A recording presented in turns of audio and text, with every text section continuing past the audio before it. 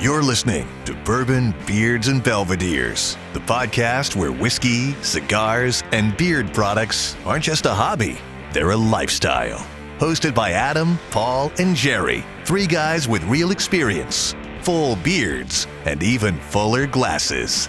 Each episode serves up thoughtful tastings, laid-back cigar talk, and honest takes on beard gear and beyond. From top-shelf pours to everyday essentials, this is the place where conversations flow as smooth as the whiskey. So, pour a glass, light one up, and enjoy the ride. This is Bourbon, Beards, and Belvederes.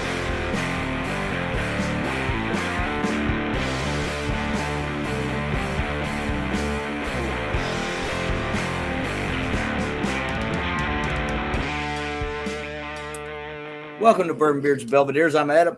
And I'm Paul. And I'm Jerry. And today we got a very special guest. We've got Mr. Aric from Black Star Line Cigars. How are you doing today, sir? I'm doing good. How about you?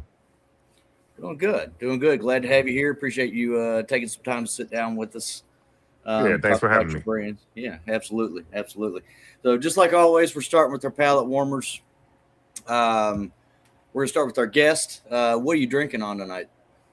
Lalibela 11 is their new expression called Sweet Peat. So it just came out maybe a couple of weeks ago. So I ran and bought it because I'm a peat lover for Scotch. So okay. Okay. We're historically not peat lovers as far as that goes, but I have had Lagavulin in the past, specifically because I'm a big fan of Parks and Rec, and one of the characters in that show, Ron Swanson. And Nick Offerman. Yeah. He drinks only Lagavulin, so I tried it out, and I don't know. I guess if you like that thing, I could see how it would be, something you'd want to drink. It's just not for me though. So yeah, it's an acquired taste. I admit that it is acquired taste. But then if you acquire that taste, I guess you can go out and find yourself some nice smoky mezcals and be right at home. So Yeah. I went down that road and it didn't work out well for me either. So went back to premium tequilas and bourbon. That's my wheelhouse. So. Paul, you're right above Aric on my screen. So what you got? I'm going to go through a couple different styles of whiskey with this cigar and see how it goes. I started out with the Bonded Rye from Jack Daniels, 100 proof. It was a great bottle for like $32, something like that. Pretty damn good rye. Okay. Jerry, what about you? I went with a wheated bourbon for a story we probably won't get into this episode. We might. I went to Bardstown High Wheat Origin, the old label, with the sweet little wheat on the back that they got rid of. And I love that bottle. I went with an Old Faithful of Old Weller Antique 107. Haven't been able to drink much because of my headaches and shit. So this is the first thing I've had to drink in about a week, and I thought I'd just go ahead and jump into a bottle that I very rarely get into because I can't really get it all that often. So it's really damn good, and it's going well with. Full disclosure, Jerry, I already told them I smoked the cigar already. I wasn't sure. I felt like I was starting to come down with something, so I wasn't sure if I was going to end up being able to be here. So I went and smoked the cigar. Turns out I'm fine. So here I am. But it was the cigar that saved you. Yeah, probably so.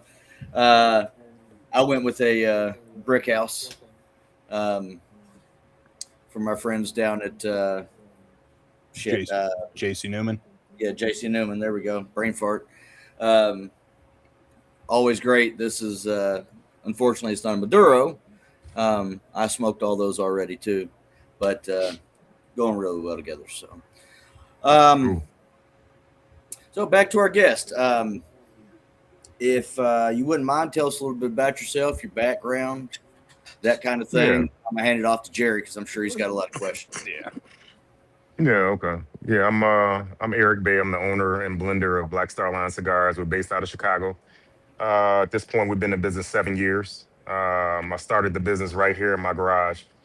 Um, I started off networking at Drew Estate events, and Jonathan Drew told me to holler at El Titan de Browns down in Miami. So I chased them for a while and kept calling, wasn't hearing anything.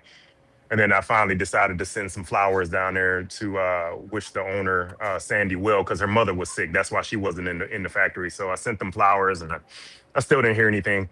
So it was like a couple of months later. It was like the voices in my head were like, "Hey, you need to call right now." So I called, and Giselle, Willie Herrera's wife, answered the phone, and I asked for her mother, Sandy, and she said, "Yeah, she's right here," and handed the phone over to her. And when I talked to Sandy, and Sandy said, "You were the nice guys from Chicago that sent me those flowers a couple of months ago, right?" And I was like, "Yeah, that was me." And she said, "Due to the fact you know how to treat a woman, I'm gonna do these blends for you." So that she gave birth to Black Star Line. So I call her my cigar mom. So fast forward, I met Sean Williams from Cohiba, and Sean came to Chicago, and he asked, what you want to do with Black Star Line. So I told him I was like, I love El Tito de Bronze, but I'm buying tobacco in America, right? The price is higher because you're buying them here as opposed to Nicaragua, Dominican Republic. So he was like, you want to work with Placencia, you want to work with Aganorsa, you want to work with. So I'm a fan of Kyle and Warped. So I told him, I was like, because at the time Kyle was working with Aganorsa and El Tito de Bronze at the same time. So I was like, yeah, I want to work with Aganorsa. So Sean was like, give me a day or so, I'll get back to you. So he hit me up the next day and was like, hey, I talked to Terrence Riley, the VP of sales of Aganorsa, and he wants to talk to you and he wants to work with you. So I gave him 2 blends, and one of them was the original Woolwich, the Connecticut Woolwich. Another one's a blend that I didn't really care for, and I didn't want to try to change it or nothing. I just scrapped that blend. So I got the samples from Aganorsa for Woolwich, and they were phenomenal from Jump Street. Like the way it was in sample mode is the way that it is now. It was absolutely nothing I needed to change about that blend to make it more palatable for the people. And I brought it out, and then I started growing lines through Aganorsa. Started getting fame from working with Aganorsa, and then I think the next factory I went to was Oveja Negra, which is Black Label Trading Company, and that's where Rosewood 1923 comes from. And then from there, I went to Tabacalera La Isla in Santiago, Dominican Republic, which is where Mr. Fahrenheit, Metalwood MLK, and several other like limited edition cigars that I produce, they all come out of there. And then the opportunity to work with Eric Espinosa's La Zona factory came up. So Maroon, my 5th year anniversary cigar, comes from there. And my latest cigar that I'll be releasing at PCA this year is also being rolled by La Zona. So I got a follow-up project with La Zona. So in a nutshell, that's Black Star Line. All right. So you name. I'm sorry. I was just gonna say you named some, you named some names in there, and there's some of those that I've had, some I haven't, but Drew Estates and Aganorsa are 2 of my absolute favorites. But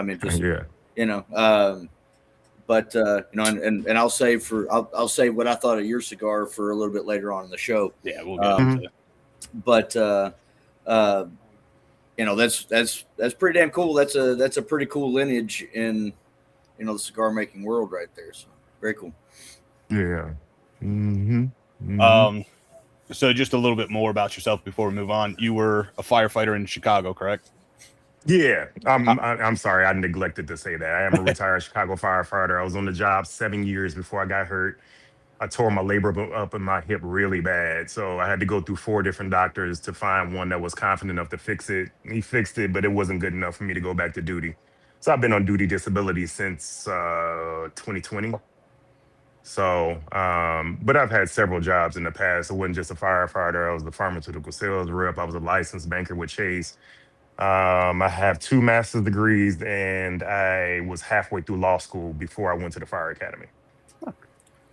Very cool. I considered law school, and there's a whole big story about why I can't make it happen, but I am in a criminal justice program. I've got a master's in IT, but I figured I work for University of Kentucky, and so they'll pay for me to go. So I figured, why the hell not?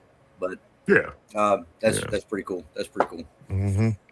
So how long after the accident did you decide to start this Black Star I Line? started it before I got hurt. Oh, did you? Yeah, I started Black Star Line in 2019, I think it is. So yeah, and then my career with the fire department ended in 2020. So I had already started Sorry. it. How Well, were you? I'm guessing you guys were smoking in the bay or whatever, waiting for calls or whatever. Yeah, all day long. So did the guys you worked with have any input with? Did you have any R&D with them?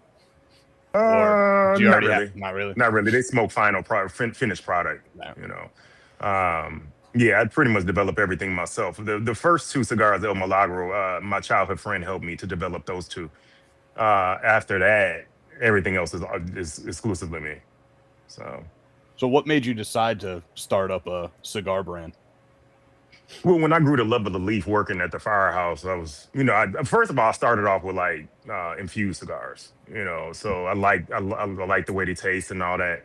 But then I quickly graduated to like Drew Estate cigars. So I started smoking everything they had. And then especially like full body stuff, I smoked all their full body stuff like early on. Then I tried to go back and smoke some of the infused stuff and it just tasted horrible. So I was like, okay, so those cigars aren't for me anymore. Like my palate changed. So I kept going through Drew Estate cigars and then I started smoking like, my father. I just started smoking everything. And I was like, dude, I just love this. And that's when I reached out to my childhood buddy. Was like, yo, you think you want to help me start a cigar line? And it's like, yeah, let's do it. So, yeah. So that's how the idea came up. And then how'd you come up with the name Black Star Line? Black Star Line is Marcus Garvey's shipping company. His idea was to ship people and goods back to Africa, but he was buying dilapidated ships, so he never made it that far. He only went to like the islands.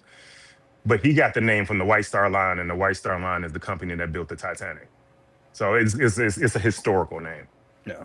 So the idea is for me to ship goods all over the world. So yeah, right.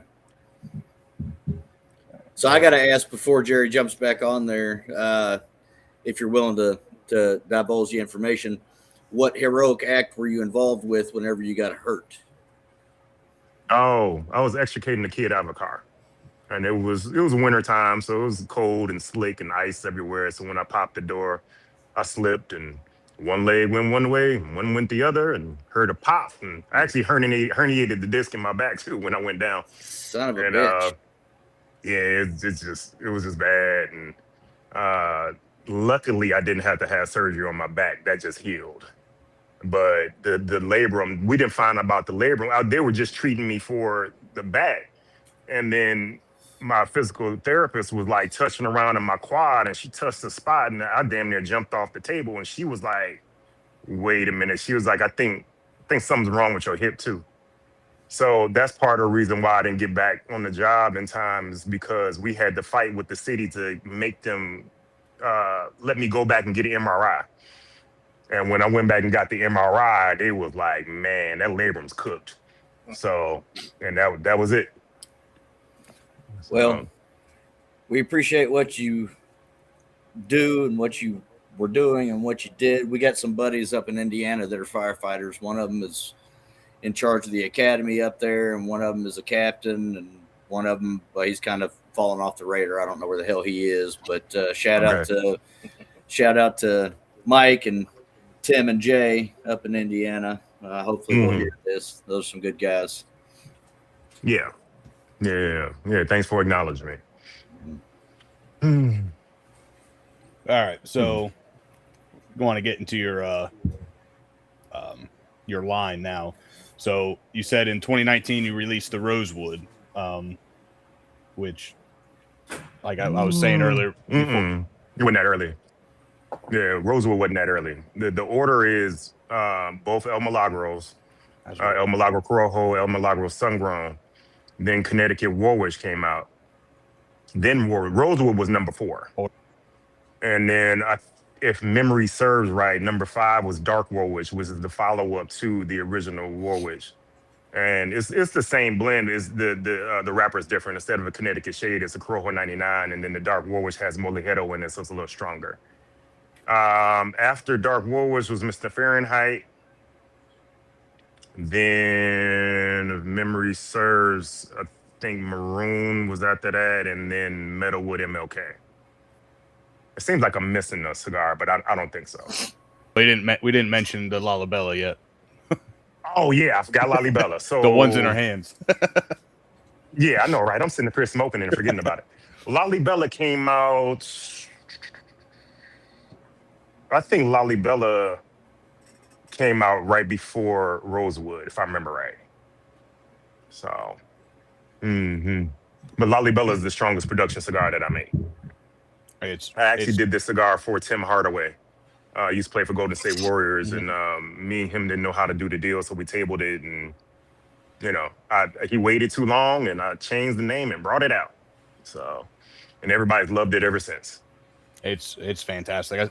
Like I said, I smoked it 2-3 weeks ago.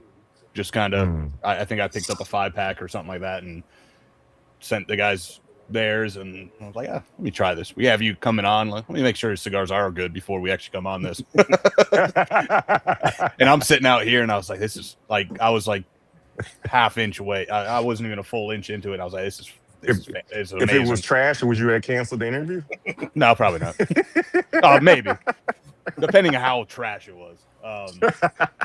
But I've heard the name around, and like I said, I tried to get to you during the Ybor Cigar Festival, but you had a line out the damn wrapped around every time I walked by, and every time I looked over and you were empty. By the time I got over, the line was back there, so I was like, eventually. And then I wrote it in my phone like I normally do and forget about names and stuff that I want to try, and was going through it, and I saw the name, and I was like, you know what? And then we were trying to figure out what we were going to do with our there's an International Fighters Day coming up in a month or two, and then Mr. Fahrenheit came across. I'm like, that'd be a perfect one. And then smoked that one, and then that's when I got a hold of you, and then smoked this one, and this one's fantastic. Like I said earlier, I really looking forward to trying to get my hands on these other ones. When you started, did you plan on a certain amount of releases, or was it just what happens? No, it's what happens. I didn't have a specific number. So yeah, no, it was just, each year I release something, and then it just determines if it's a core line, or if it's just a limited release, or if I do a limited release. Like I do limited releases for cigar lounges, and once they sell out of it, then I either decide to use it like for the following PCA, or I just table it for another year and I'll bring it back out. So normally I've been doing my test market for like limited edition releases at Underground Cigar Shop in Fort Worth, Texas. So like I have a new blend that I'm releasing there March 14th. So I just, after I release it there, I haven't decided if we're going to bring that out as a permanent release, or I don't know if Underground wants to take it, or, if they want that to be like one of their house blends that's done by me, or, I don't know. We have to see, what transpires. I have to talk to Don when I get down there and see what he wants to do with it. And then when you blend or have an idea for a blend, do you kind of go with certain tobaccos, or are you trying to go for a certain like taste profile? I usually look for tobaccos I've never used before. So that's why I started to explore outside of Aganorsa, because Aganorsa has Aganorsa tobacco. They don't like the San Andreas that's on this Lalibela. They don't grow San Andreas. They source that in. Even the Connecticut Shade and I think the Sun-Grown Habano, they source those in as well. So I haven't gone the route of like sourcing the tobacco myself and having it brought into Aganorsa so they can use it. So instead of me doing that, I just go to a factory that has the tobacco that I want. So it makes it a little easier for me. And they're the three. You're with 3 factories right now, right? Yeah, La Zona, Oveja Negra, Aganorsa, and Tabacla La Isla, so 4. Yeah, those are at least Aganorsa and Ovegra, I know for sure, and the other ones I'm sure I've had stuff from. But yeah, well, La Zona's Espinosa. So if you had Espinosa, that's La Zona. That's right. I mean, he does stuff with AJ's factory too, but that's right. La Zona is the Espinosa factory. So yeah, if you smoked Espinosa, you've had it. And then we had a couple months ago, we had on Dissident Cigars, who was with Ovegra. Oh, Sin? Yeah, we had Sin and Josh on, and we talked about them for a while, especially with Black Star Line. Yeah, we Black Label Trading Company. Black Label, which we had on, I think, our first season. I think we smoked. Nice. Off. And then, James Brown came on. No, we just had the cigar. Oh, I was gonna say, how'd that go? Because he's pretty quiet. So I think Adam, I think you reached out to him, and I don't know if we ever heard back or anything. Not a thing. Okay. But yeah, we smoked that, and I remember going online and buying. I think we smoked the Last Rites, and then picked up 2 or 3 other ones just to try because it was a fantastic cigar.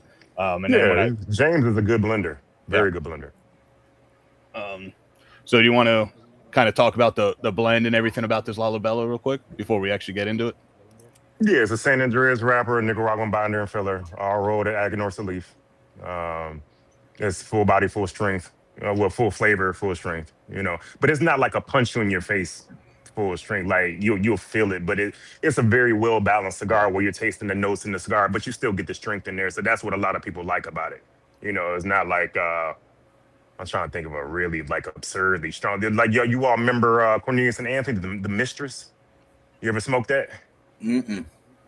Oh, okay. Well, Cornelius and Anthony's not in business anymore, but they had a cigar called the Mistress, and it was just ignorantly strong, almost like it was just like the filler was like majority ligero, like you didn't really taste anything. It was just strong for no reason. So I didn't want to make a strong cigar like that. I wanted to be a little more balanced. Whereas it's kind of like it's sneaky. Yeah, I don't know if this cigar is. I haven't had it since the day I had a was it the Camacho Triple Maduro? I think it's called. Yeah, I remember that one. That I tried early on when I had the same thing. I started out with like the acids and those kind of infusion, and I started let me try some other stuff. And for some reason, I picked one of those up, and that one put me on my ass. And I haven't had it since. I don't know if it's still as strong or if it's just because it's one of my first like better cigars. Yeah, but you might have adjusted to it by now. Yeah, but I remember that one. It might not be that strong. I was like, no, I can't not do that. And at that time, I still wasn't like I didn't know much about cigars. I didn't know that you should eat beforehand or anything like that. So I was probably on an empty stomach and. Oh, he was like a Viking, huh? Okay. Yeah. I remember I like that. I remember I was at the lounge and I stood up and I was like, I looked at my buddy. I was like, I gotta sit back down for a minute. Yeah. Mm-hmm. So, Paul, so how far along are you in with this cigar? About an inch in. What do you think about it so far? I'm really enjoying it. Which size are you smoking? The Toro? Yeah. Yep. Okay. All right. Yeah. I pulled out the Gordo. It was actually blended in the Gordo size, and I scaled it down to the Toro too. So I brought the Toro and the Gordo out at the same time. Wow. Gotcha. Yeah, no, nice big pop of spice in the first third. Right up front. Yeah. Yeah. The Toro is a little bit stronger than the Gordo because there's not as much filler in there. Yeah. So you're getting more of that ligero in that Toro. Mm-hmm. Yeah, it's good spice though. It's you get in the back of your throat a little bit. It's like a white pepper, black pepper type of deal. Not really red pepper flake, which I get from a lot of cigars that have that spicy note. I like the black white pepper better. There's a sweetness to it though, definitely. And I switched over from the rye to the Barrel New Year Bourbon, and that's bringing out like the sweetness pops even more with the sweeter pour. I'm getting like chocolatey leather notes in there too. So some earthy. Yeah, that's notes. the San Andreas wrapper. Yeah, some earthy notes. Definitely, that spice just is always there, which is nice. Yeah. Because a lot of times I'll get the spice in the first third and then it dies away, where I only get the spice in the last third. So far, going to the second third, it's there, and it's nice. There's spicy. Some Condega in the filler, so that plays a part in some of the little sweetness that you get in there. You might get a slight floral because Condega does have a slight floral accent to it. So you'll get that because that tobacco is in the filler. So nice. Yeah, no, I'm really enjoying it so far. I think I like it better with this bourbon than I did with the rye. Not that it was bad with the rye. It's just I think this sweeter pour plays really nice with the spice instead of a spicy pour with the spicy cigar. So definitely the bourbon is the choice for me for right now. But just get into the second. Maybe not even to the second yet. No, this Bardstown Wheated is going well. It has that nice sweetness to the pour, which kind of complements that nice spice, which I can see why you were talking about the wheated bourbons earlier. With this one, kind of helps balance it out a little bit. Hopefully, I don't have the effects of it, but same thing. I get a little bit of like a chocolatey note, that spice, like Paul said. I remember when I first had this one. Same thing with this one. It starts out with a nice little blast of that spice, and then it kind of. Let me tell the people what, so they understand what you're talking about. I don't know if you wanted to get into that or not. I don't care.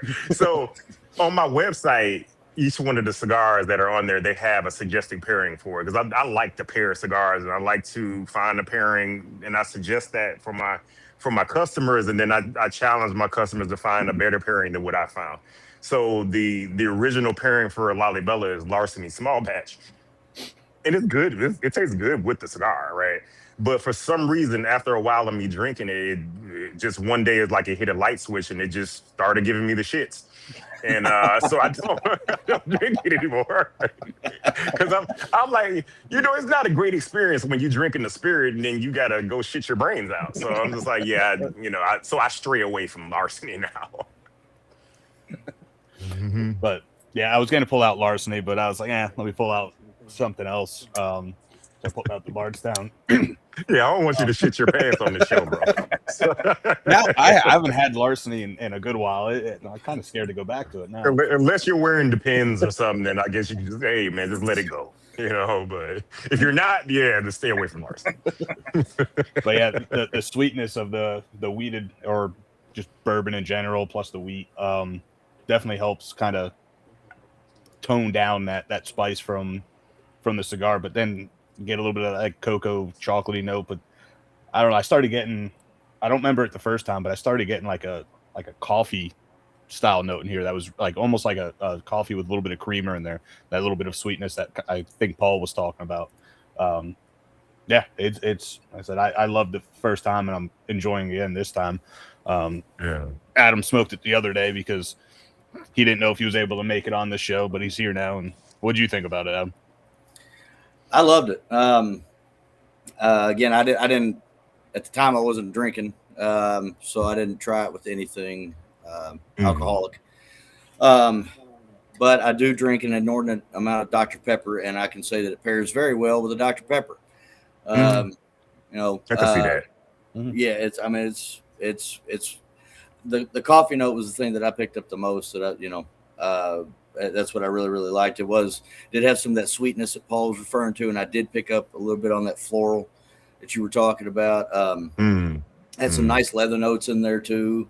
It's just everything you want in a cigar. It is. So, I really, really enjoyed it very much. I look forward to getting some more and actually trying it with some bourbon. Yeah. That'd be a good time. Yeah, I figured you'd like this one, Adam. This one's right up your alley. Yeah. Usually anything that's full-bodied and got a nice dark wrapper on it, I'm probably gonna enjoy it. I'm a big fan of the Nicaraguan tobaccos, and it was really good. Jerry was right. It was right up my alley. I enjoyed it. Yeah, I'm glad you did. So how'd you come up with the name Lalibela? Lalibela are the stone churches that were built into the ground in Ethiopia. So you could Google it. So if you look at the band, that's an image of the top of the church, or one of the churches.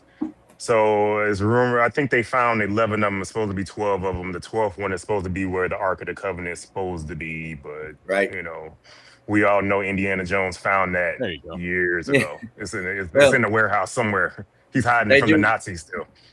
They do have a very interesting version of the Bible there in that church as well. It's got it's got books in it that were omitted in literally every other version of the Bible, like the Book of Enoch.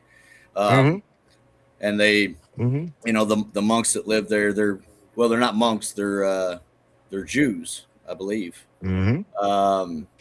And they've lived there for thousands of years, and they've been protecting that Bible the whole time. And that's admirable. That's cool, you know.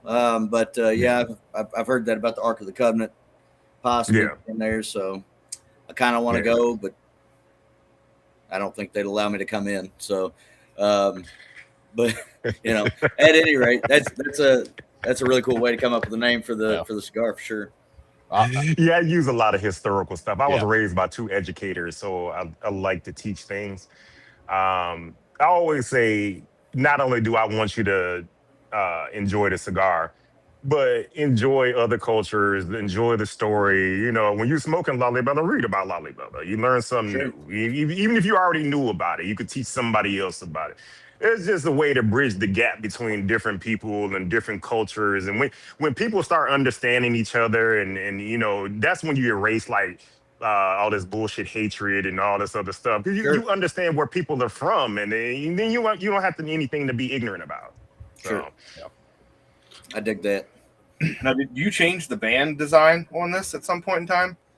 Yes. When I was that first band, I hated it. This band, I like. This band pops a lot. Yeah, better. This one's cool. Yeah, I like this one. Yeah. So the story behind that is the original band was the actual image of the church, and then it was the way the Black Star Line logo was on the side of the church. It was supposed to look like it was like kind of like engraved in the church, right?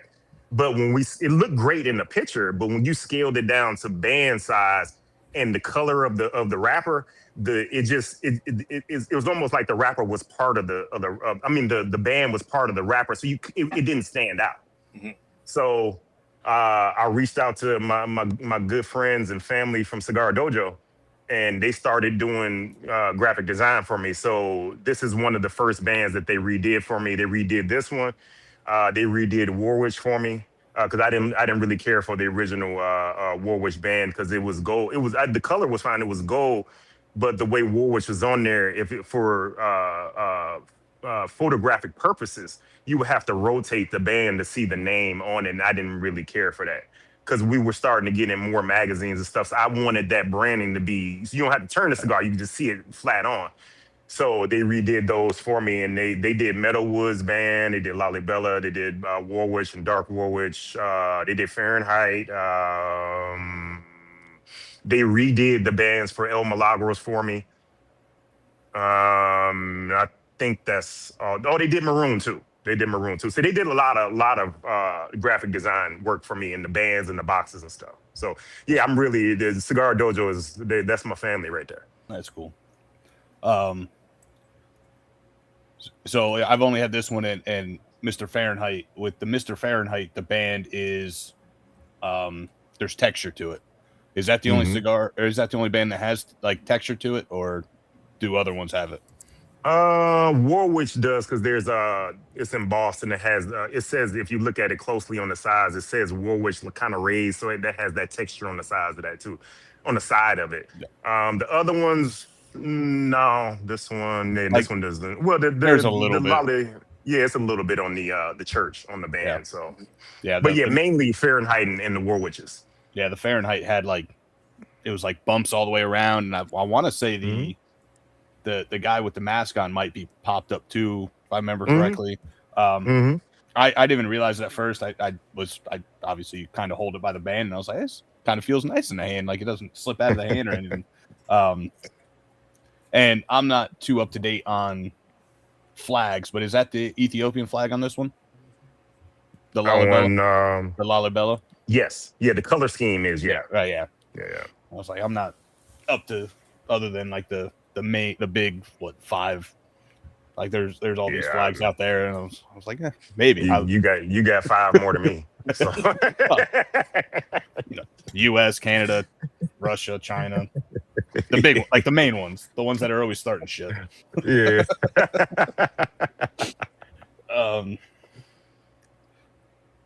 Where was I? I have no idea where I was at anymore. Anyways, you talked about pairings and pairing and doing different pairings with all your cigars. And any cigar, what's your like go-to pairing? Whether it's whiskey, coffee, wine, soda. So I'm totally a whiskey guy. You could slide a little bit of gin in there. I drink Boofy's gin. That's my brother. I drink his gin. Actually, his gin pairs really well with dark Woolwich.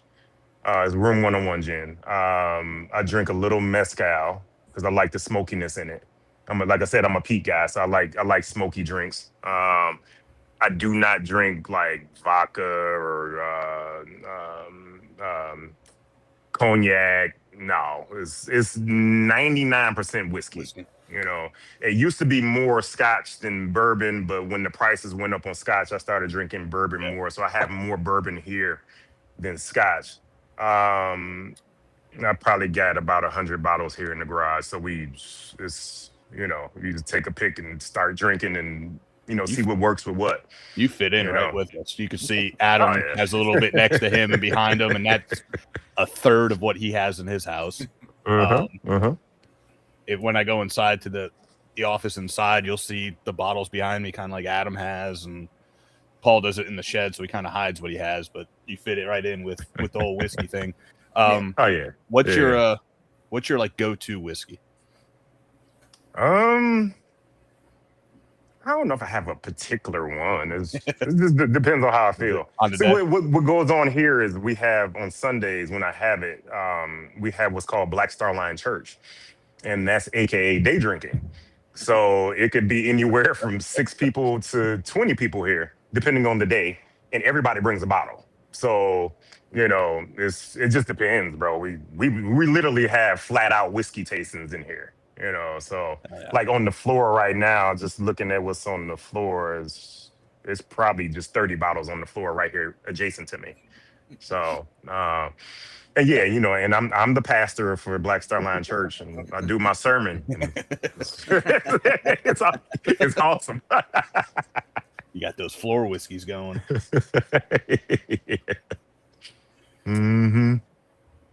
But when I'm blending cigars, I don't drink whiskey. I don't drink alcohol at all. I drink sparkling water because it's important. Because as you know, when you drink whiskey or some kind of spirit, it can alter the taste of the cigar. Yeah. So and when I'm getting ready, when I'm trying to develop a cigar, I need to be able to. If there's some trash in there, I need to be able to taste it. So I don't drink alcohol at all when I'm blending cigars. I drink water. And then once I've nailed the blend down, then I start thinking about, okay, I'm gonna try it with this, I'll try it with that and see what works. And then when I find it, that's it. Do you do anything special about eating before blending? Because I know who's the guy that does Centauri? Japanese. Shinji Fuku, something like that. Centauri? I'm not familiar. Centauri's a Japanese whiskey. Centauri. Yeah. What is it like? Plain and chicken and plain rice every day, something like that. Plain rice, water. Just so he has something in the system that's not going to mess with his palate, so it's the same taste every time he goes through. And we've talked to some people, and they're like, "Yeah, I'll make sure it doesn't have too much spice in it or too much of this," but no one's been as crazy as him with the same food every day just to make sure the whiskey's tasting the same. No, I don't. No, I've never noticed a food change in my palate. I won't eat chocolate if I'm developing a cigar because I've noticed that does change the taste of the tobacco. So I won't eat that. But I've never noticed food change in my palate. Maybe I'll start paying attention to it, see if it does. I've never noticed it. So now, what is your blending process? How do you do it? I know heard about different. Like I said, I look for types of tobaccos I haven't used before, and then I just try different combinations of them. And we sit there and smoke, and then if I feel like it's a particular tobacco, well, first of all, we smoke the tobaccos individually. They smoke them in fumas, so I can get the taste of each one of them by themselves, and then we'll put them together and then see how that tastes. And then if it's If it's not working, then I'll switch one of the fumas out, then I'll smoke that by itself so I can get the essence of that tobacco by itself. Then we'll put that into the blend and see how that changes it. Does it make it better? Does it make it worse? Or it's the same? You know, that's typically what I do. So it's nothing like, it's not rocket science as far as what I'm doing. You know what I'm saying? I'm just going off the taste and what tobaccos are available to me.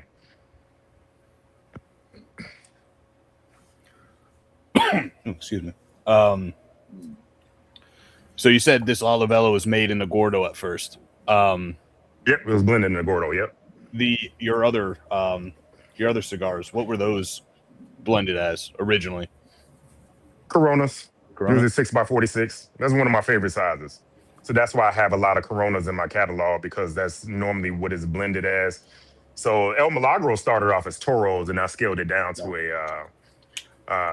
when I moved production from El Titan de Bronze to Aganorsa, we replicated the blend, and then I scaled it down to a Corona.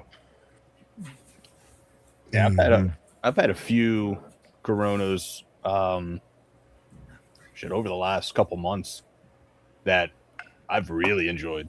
Like, it's a great size. Yeah, you get different, even like say smoking a Toro and then a couple days later trying it in a different size. And Corona's been, I don't know if it's just something I've noticed lately or if it's something that's been getting more in the spotlight, but the Corona seems like it's been popping up a lot with different sizes, and it's a nice, like, I don't want to say slower, but not as much time. You don't have to dedicate as much time to it. Like, you get a Toro or a Gordo or something, you're looking at hour and a half, 2 hours or whatever. Might be able to get there. If you all like Robustos, I would suggest getting the Robusto version of Lalibela. It's phenomenal. That cigar literally has no foreplay in it. It gets right to the point, and it's compact. Oh yeah, you be like, oh shit, yeah. Aganorsa for me does really good jobs with my Robustos. So even the Dark Warwick Robusto is very good. There's something about those sizes and how Aganorsa rolls it and stuff, man, that they come out phenomenal. So if you get your hands on the Lalibela Robusto or the Dark Warwick Robusto, you're gonna be very pleased with it. We'll have to keep our eye out for those. Definitely, that's my favorite size, Robusto. So, have you found or come across any like issues or anything with importing from any of these factories or anything with any of the tariffs or anything going on lately? No, I've heard some people say it's a little bit harder to get some tobaccos, and other people saying no. So I imagine it all depends on the factory you're working with. You just gotta pay more for it to come in. That's all. It's literally for me. It's literally no difference. You just paying an extra fee on it, and unfortunately, I have to pass it on to the customer because I don't have anything to do with that. So I have to. Yeah. I disclose that, like, hey, that's the price on the price list, but there's going to be the tariff on it, and everybody understands that. That's the climate of the cigar industry at this moment. So hopefully, since the tariffs got knocked down, and then our guy in the office put the global tariff on there now, because he's mad, his stuff got knocked down. Hopefully that gets knocked down too, so we can do away with these extra costs and just deal. Because the tobacco's going up every year anyway. So the tobacco's going up, and you're adding the fucking tariffs on there and shit. So it's really becoming where it's not where say like blue collar workers or people that don't make as much money, they're not gonna be eventually you're not gonna be able to afford this lifestyle, and it shouldn't be that way. This shouldn't be like a rich man's pastime. It's for everybody. Yeah. Well, these, I don't have what I paid for these, but I don't remember these being a bad price at all. If I never raised the price. I would say if I remember correctly, like I said, I got a 5-pack, and I think it was probably like $60 or $65. Yeah, my cigars average between, depending on what size you get. Of course, a Gordo is going to cost more than a Corona because it's more tobacco. So they'll range depending on the size anywhere, and depending on what state you're in. If in New York, yeah, you're gonna get banged out there, or California, We don't even yeah, talk about you're California. gonna bend over there. But in normal, normal states with normal taxes, yeah, between 12 and $15. There's nothing abnormal about my prices. No, not at all. And there's some brands out there that decided, hey, we're jacking this price up from $12. It's now a $20 cigar. And we know what's going on. Like, we know how much. Well, we don't know exactly how much you guys are paying for it, but we know about from what everyone else is. Like, if you go from $12 to $14, and these guys are going from $12 to $20, there's something a little funky going on there, and it's known as greed. Yeah. Mm-hmm. Like, shit, even like the JC Newman stuff, like Adam was, I remember it being like $8, and I think it's now $10 or $11 now. Like, and this was over the last 5-8 years, something like that, since I've actually really gotten into cigars. We are living in inflationary times. Oh yeah, so, everything. Mm-hmm. We were talking about that at work. Used to be able to go to the grocery store and for like $50 fill your house up for the week and a half, and now $50 gets you a pack of chicken. And a pack of gum. Mm-hmm. You have some gum with your chicken. So, how has the community, I lost my train of thought there. How has the community seen Black Star Line? Like, has it been a good, like, brought you in and everything since you started? Reception. Oh, it's a great industry and great customers. When I started Black Star Line, I did my homework and I sat with a lot of owners, and I sat with Pete Johnson. I sat with Skip and Mike from Roma Craft. Jonathan Drew, already mentioned him. Sean Williams, I had met him before I had a cigar, so that's how we were familiar with each other. I sat with a lot of. I talked to Lido before I started, so I did my homework, and nobody deterred me from coming into the cigar industry, because when you have newer companies come in that are hungry and they're selling a lot of cigars, it's good for the industry, because it also helps the legacy brands, because when you getting smokers to smoke your stuff, then they'll venture over into some of the legacy brands as well, and vice versa. People that have been smoking, like you said, JC Newman or say Arturo Fuente, they're looking for new stuff. They love Arturo Fuente, but they're like, I want to try something different, and they're like, oh, look at this young scrappy company, so they'll try it, and they're like, dude, they haven't been around that long, but the shit's good. As far as customers, bro, it's all love, because I have a very fun team. So all of my national sales manager, I think he's watching now. Like, he loves whiskey too. So a lot of times we're doing events. Not only do we have our cigars there, but we'll also, sometimes I'll bring the pairings for the cigars. And when you buy a cigar, I'll give you a pour of the pairing too. And then I'm joking with you. So it's like, people like to have fun with us. We're very down to earth. We could talk to you about anything. It don't matter. And then, because I relate to everybody. So, it's just a good time, and people just love us. We're like the people's champ.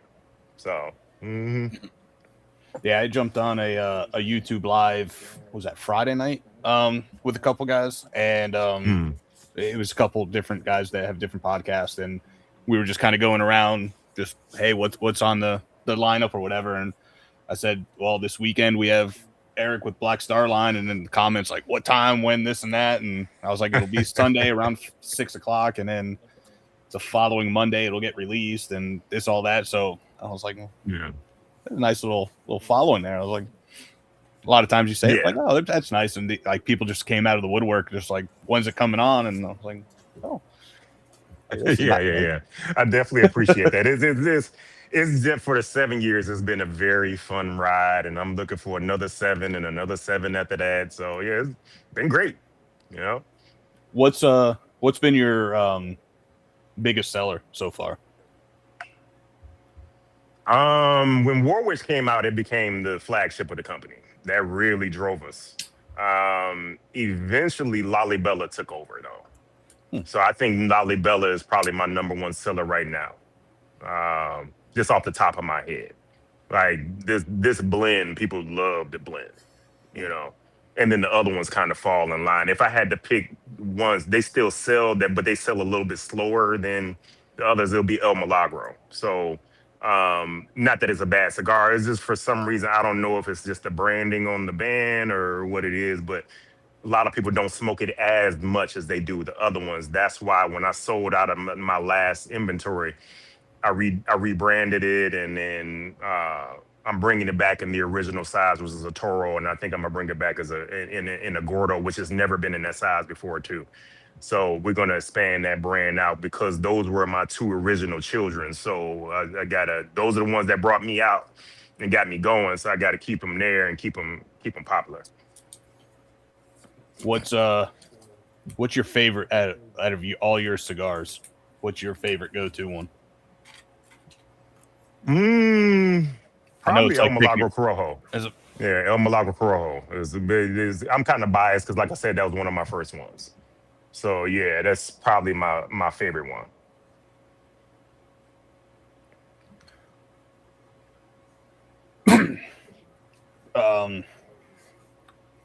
Outside of your brand, what's your favorite cigar? I don't have one. Just smoke I yours. smoke so many. Yeah, I smoke so many different cigars from different companies. I could. That's hard to pinpoint it. But I literally smoke from a company that just started yesterday to a company that been around 100 years. I smoke all of it. So that's why I became so good with developing the cigars, because I keep exercising my palate with different tobaccos, and so I know, what it's supposed to taste like. And I always, when I'm smoking somebody's cigar, I try to put myself in their shoes when they're blending to see what were you going for with this blend, and what audience were you going for, that type of thing. And then I go from there. But because a lot of times I have a hard time remembering what I smoke, because like I'll smoke 3 or 4 cigars a day, and once I get to like the third cigar, sometimes I don't even remember what I smoked, what the first cigar was that I smoked. I had to think about it, and so I'll take pictures to remind myself what I smoked. So, but I'm a huge fan of Nick from Foundation, and my father, Tatawahe, Roma Craft. I smoke everybody's stuff. And you said El Milagro? That's yes. Habano. Yeah, El Milagro means the sun-grown Habano. Yeah, there's the sun-grown Habano, then there's the Corojo. The Corojo is my favorite. The El Milagro sun-grown is very good too. It's very flavorful. It doesn't have a lot of strength in it. It's like a straight medium. It's full flavor, just straight medium, and that was a very good one too. It just depends if you want that strength. Yeah. See, that's the thing with my line is, like, if you don't like the cigar, it's not because of the flavor profiles, because you might smoke balls to the wall all the time, and then you smoke an El Milagro sun-grown, and it just tastes like it's mild to you, and you're like, because I'm smoke full body all the time. You're not able to appreciate a medium. But I smoke from medium to full to back, and only thing I don't really smoke is mild. That just does nothing for me. Yeah, I was noticing that on looking at your website and then your lineup. There was no like mild Connecticut's or anything like that, which talking to a lot of, whether it's on here or at festivals or whatever, a lot of people just put them out because they know people will buy them, but they won't even smoke them. And then there's guys like you who, if you're not going to smoke it, why make it? Sort of deal. Yeah, because it would be hard for me to talk about it. Yeah, I can't promote something that I don't smoke. So I would just be sitting here lying to you, like, oh yeah, man, it's a great cigar. It's mild and it's got flavor, and I'd be lying my ass off. So, and I'm not going to do that. So, I was at the Orlando Boutique Cigar Festival a couple weeks ago, and I started out with not like this heavy, but it was definitely a heavier cigar, and it went towards a lighter cigar. It was a good cigar, but I was sitting there smoking. I was like, I probably should have had this one first and then went to that one, because I'm sitting here, I'm like, the flavor's good, but it doesn't feel like anything. Like it I was like, and it sucked because I wanted to actually like enjoy this cigar from a new brand that I've never even heard of before. And Luckily, about halfway through, the palate kind of adjusted or If whatever. you don't mind me asking, what brand was it? It was Blue Smoke out of New York. I think that's their name. Blue Smoke.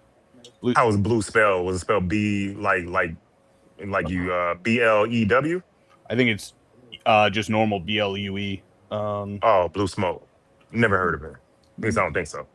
Yeah. Only reason why I asked, there's a cigar lounge in Brooklyn called Blue Smoke. I didn't know if that was one of their cigars, but it didn't sound. But their blue is spelled BLEW, so it's not the same thing I'm thinking about. That was a picture of it. Got a picture here somewhere. I switched up to Old Line rum, and Which one is it? this is the Old Line. These guys are out of Baltimore, 2 veterans that do American single malts and rums. Okay, that's another one I don't drink. I don't really drink rum. They're a little too sweet for me. Yeah, well, that's what I was going to say. The sweetness goes awesome with this cigar right now because I'm getting tons of chocolate notes coming from it because of the sweetness of the rum going to the cigar. That chocolate, the hint of that sweet chocolate in there before is popping right now. It's almost like a s'mores type of flavor I'm getting from the cigar, from going from this very sweet rum to the cigar. I'm digging this pairing a lot.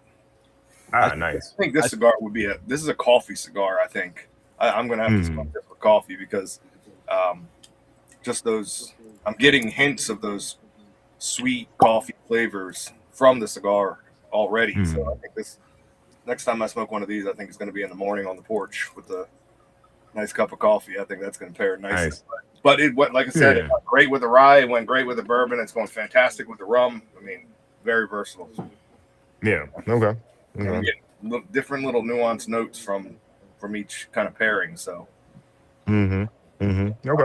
I still need to open up that rum. It's still sitting there. Every day I look at it. That's that's a high proof one. Yeah. What's the proof on it? 64.9%. Oh, 129.8. Yeah, now because of that proof, I will be interested in trying that. I was about to say, like, we got to get you some of these rums that because I'm down here in Florida, so obviously we got a lot of the rum culture around here, and I've definitely gotten at them on that train, and there's some out there that it'll hold its own against some whiskeys at 100 proof, 110 proof. They are sweeter because they are rum and molasses or sugar cane or some kind of base like that. But you start getting that 110, 120, 130 proof in there. It'll change your mind with rum, because a lot of people think rum, they think of Captain Morgan or Sailor Jerry or some shit like that. And Bacardi. Even worse. Even worse. Oh shit. But yeah, as Paul was pouring that one, I poured some a Maker's Mark private select that I helped pick, that I get a lot of Maker's Mark's not bad. Yeah, this one was a single barrel select that I did with the little Major League sticker on it. I get a lot of like chocolate and caramel, almost like brownie type note off it, almost like a brownie batter sort of deal. So I'm curious to see how that goes with this one. Do you what kind of cut do you usually do? Straight cut, V cut, punch, bite it, rip it off with your finger? No, straight. My favorite tool are these Cigar scissors here. So that's what I historically lose. After that, I'll do a V cut. If the V cut is closest to me, I'll just grab it and cut it. 90% of the time, I'm straight cut because I use the scissors. I can manicure it a little bit better and get a cleaner cut and all that stuff. So. I went away from a straight cut for a good while because I would cut it too deep, and next thing you know, it's unraveling on me, and it takes some time to figure it out, and especially when you're just like talking to someone at a lounge or something, you cut it and you look down, and you're like, shit. Which is why I kind of like the V cutter. It has a nice little pocket in there. You just shove it in there, cut it, and good to go. Yeah. There you go. There you go. I'm all over the place on these questions. Yeah, you guys have anything? Well, yeah, While I'm trying to figure out where I was at in this damn questionnaire. Yeah, you said you're 7 years in and you're looking for 7 more, and past that even. So you said you do have a new blend coming out. You're going to release a PCA. What else? I'm sure your mind's always turning, and you got a lot of things. Anything that you can share for the next 1 year plan, 3 year plan, 5 year plan, that kind of thing? Like I said, I got the new blend coming out for Underground. That's really being released on March 14th. I got another blend I did for I think the lounge is pronounced Mokolia. I could be mispronouncing it, but Kalani is the owner and he's in Oahu. So I'll be flying to Oahu at the end of March to do his No Joke Smoke there. That event is sold out now. So yeah, that's another blend that I have coming out this month. And then April is the PCA release. After that, this year, if I release anything else, it's going to be something special for a lounge or say like JR Cigars or something that they want. I just need to see what they want and what type of cigar that they're looking for. And then I'll blend it and then that'll be that. But anything I do outside of this main release that's coming out in April is going to be like a limited edition type thing. So now are you content with, I don't want to say the size of your operation, but for lack of a better term, the size of your operation, or do you want to see yourself, do you have any plans of expansion or growth beyond kind of how you're doing right now, doing your own blends? Kind of I assume you have a fairly small team and keep it like family oriented, or is it going to be, do you have any bigger plans to, I don't know, open your own lounge? I mean, any kind of down the line type of aspirations to change up what you're doing right now, or are you just rocking and rolling, loving what you're doing and want to just we definitely want to grow. We want to add people in. I've had historically problems with brokers, so I kind of trying to stray away from cigar brokers. I would like to develop my own sales team. That's what I've been working on now. So I could train them and they just sell Black Star Line cigars. But yeah, we definitely want to keep growing, more lounges, more of a footprint in different states, and I'll keep adding things to the to our catalog, our portfolio as far as our core line. And then I may venture into limited editions that I bring out, say like once a year or something like that. Something like sort of like maybe like just for example, a Las Calaveras. I know that comes out once a year. Releases like that people look forward to at a certain time of the year every year, and then that same type of thing. So yeah. But yeah, that's typically what I'm doing. I don't want to overwhelm myself though. We don't want to grow too fast. We're trying to just grow organically. So, how many states are you in currently? Off the top of my head, 12 to 15, I guess. Yeah. And then you said you were with JR Cigars. What other online retailers do you partner with? JR Cigars, Small Batch, Cigars.com. Black Line Luxury Club, Oak Glen Tobacconist, Underground Cigar Shop has an online presence as well. You can order online from them. Off the top of my head, there's a couple of more, but I can't remember right now. But for those that want to know, you can go on my website and go to the where to buy section, and it has them all listed on there. I'm just listing the ones off the top of my head. Let's see what else happened. Yeah. Alabama, Arizona, Arkansas, California, which we don't, like I said, don't talk about. Colorado, Delaware. You don't talk about Bruno. Florida, Georgia, Hawaii. Huh, you're out in Hawaii. You don't see that often. Yeah. Illinois, Indiana. He's up there by you, Adam. Kentucky. Oh, is that right? Party Source, Bluegrass, Cigar Lounge, or Cigar. Oh, Bar. yeah. Yeah, we talked about that. Wait, did you say Jake's? No, I'm not familiar with them. Okay, yeah, he told me about Party Source earlier. I just heard Jerry say Cigar Bar. So I wasn't sure what was that? Which one was it? Bluegrass. Oh, I don't think I know where that is. I have to look that up real quick.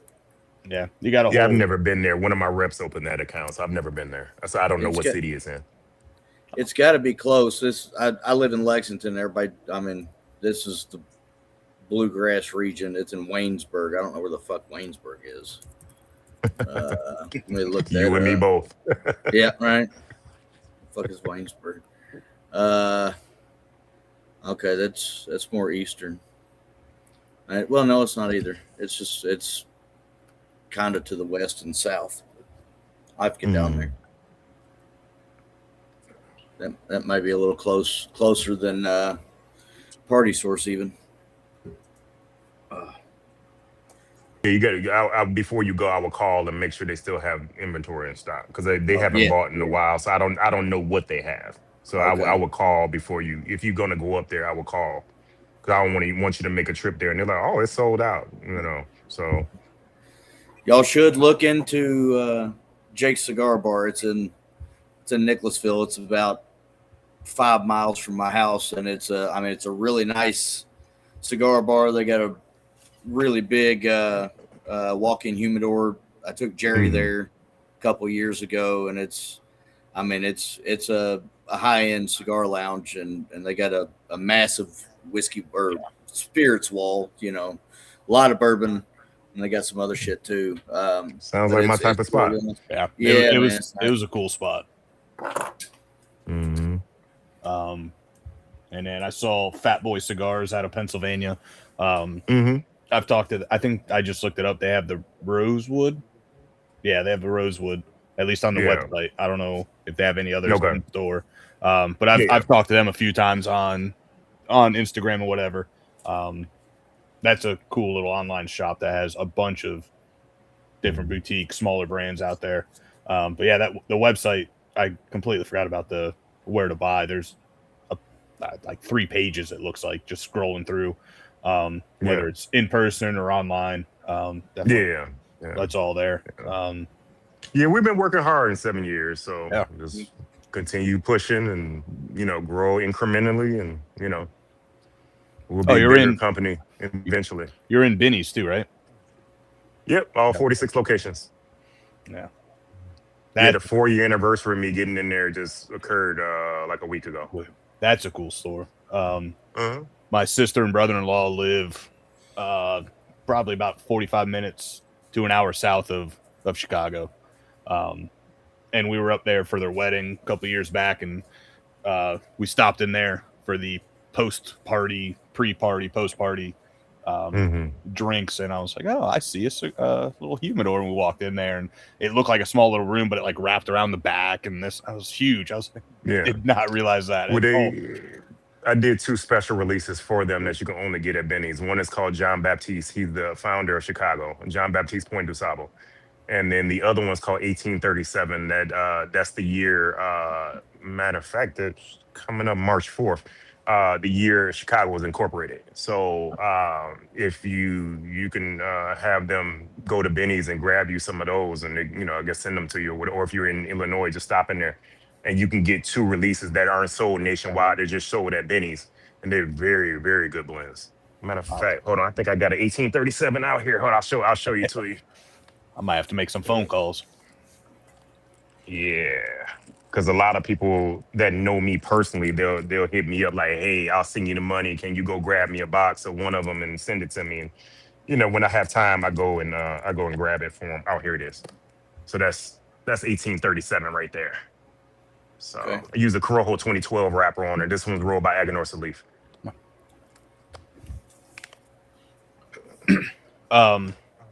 Do you do many like cigar festivals or shows or anything? Kind of like PCA and Ebor? I don't know a lot of them. I've done Rocky Mountain Cigar Fest twice. So Rocky Mountain Cigar Fest, I've done Atlanta Cigar Week once when I first came out. Ybor City. But I did Chicago Cigar Week here for the first time last year, and I've done Houston Cigar Week once. So not really. I'm not really like a Cigar Week guy because this just seems like it's just a really long party, and I don't like a lot of noise, and I'm not that type of smoker. I like to be able to talk to you and I don't have to scream at you and the music's blaring and that annoys the fuck out of me. So I could have some music in the background, but I like to be able to converse with people and I don't have to yell at you to talk to you. What'd you think about the Ebor? Was this past Ebor your first one, or did you do that one before? No, I've done that one 3 or 4 times. It was cool till it started raining. Oh yeah, the rain was terrible. That killed the sales. Killed everything. Yeah. So. You doing that again this year or no? I don't know. I might be in Nicaragua then. So because the years I've missed it is because I was in Nicaragua blending. So it's looking like that might happen this next one. The following year, maybe not. I don't know. We'll see. Blending in Nicaragua kind of sounds like a fun time too. Oh yeah. Mm-hmm. Again, Cigar Brad just put in the chat. Check out your merchandise on your website too. The merch is pretty And sweet. I was going to call out. That's my national sales manager. Oh, there you go. I was going to call out the hoodie you got on, which I think is real cool. But this black one with the red on black, that's a cool look. Yeah, I like that. That pops. Yeah. Those are created. My girlfriend actually is our apparel person, so she makes them in Memphis, and so you pay on the website. She makes them in Memphis. They ship from Memphis, so she drop ships them from Memphis to whoever is going to. So yeah, she's been knocking those down for us and is doing a fantastic job. And she might be on here too. I'm not sure. She said she was going to watch, but I'm not sure if she's here or not. And then there's also I couldn't tell if it was an actual like Glencairn or not, but there's a glass, a branded glass. It looks like. Yeah, it's the Glencairn. I had several different glasses, but what I have in stock right now are branded. It's an alternate logo that I have, and that logo is on the glass. So you could buy them off the website, or if you come to one of my events, we normally would do raffles with those Glencairn glasses or the branded flasks, or we'll do shirts or hoodies. We always find something to make things interesting for people when they buy the cigars. Now that alternate logo definitely works for that Glen. A lot of times with like your main logo, like the smaller X's and O's and the smaller like font for cigar, a lot of times that'll get like drowned out when it gets on there. That actually works well. When I first saw that, I was like, I wonder, do you guys do merch with that logo too? I never have, but it's not a bad idea. Like I said, I like the whole Star Line cruise ship looking logo. It's one that you don't typically see, and it has everything. It's simple, but yet it pops, like Paul said. Yeah. And yeah, I've had the merch up, and the hats are definitely calling my name. I got too many hats to wear. I'd never be able to wear all the hats I have, but I still look for more and more hats for whatever reason. And I would have a Black Star Line hat on, but I grabbed my Tabacalera La Isla hat. So I'm supporting my factory in Dominican Republic. So I'm rocking them today. What else is on here? You got your cutters on there, some branded cutters. Nice. Yeah, those might be sold out. Let me see if I have one in here. I think or do I? No, I don't have one out here, but it has the Black Star Line logo on the back of the V cutter, and it's a colibri. Yeah, that's what this one is. Somewhere the logo's on there somewhere if it didn't wear off. Oh, the dog's going crazy. So have you had any like issues with any stressful time other than your first release coming out? Any stressful stories for any of the cigars or anything? It's all stressful. How was rolling out your first cigar? How stressful was that? Or your first? The first cigar wasn't bad because it was coming from Miami. And now you're starting to deal with other countries and all this stuff, and you're worried about is the product gonna make it into the country? Is it gonna be any kind of problems with getting it in, or There's been times where shipments have been stolen. It's never happened to me, but it's happened to bigger companies. I mean, that could happen. There's a lot of stuff that could happen when you're transporting. It doesn't matter what product it is. You're transporting it from another country. That's always a concern. And then, because my products go from either they come directly to me, like when I order from Dominican Republic, they ship all the stuff to O'Hare Airport, and I go pick it up from there. If it's coming from Nicaragua, Aganorsa, it goes from Aganorsa and Esteli to Miami to Aganorsa and Miami. And then Terrence goes through what he calls validating.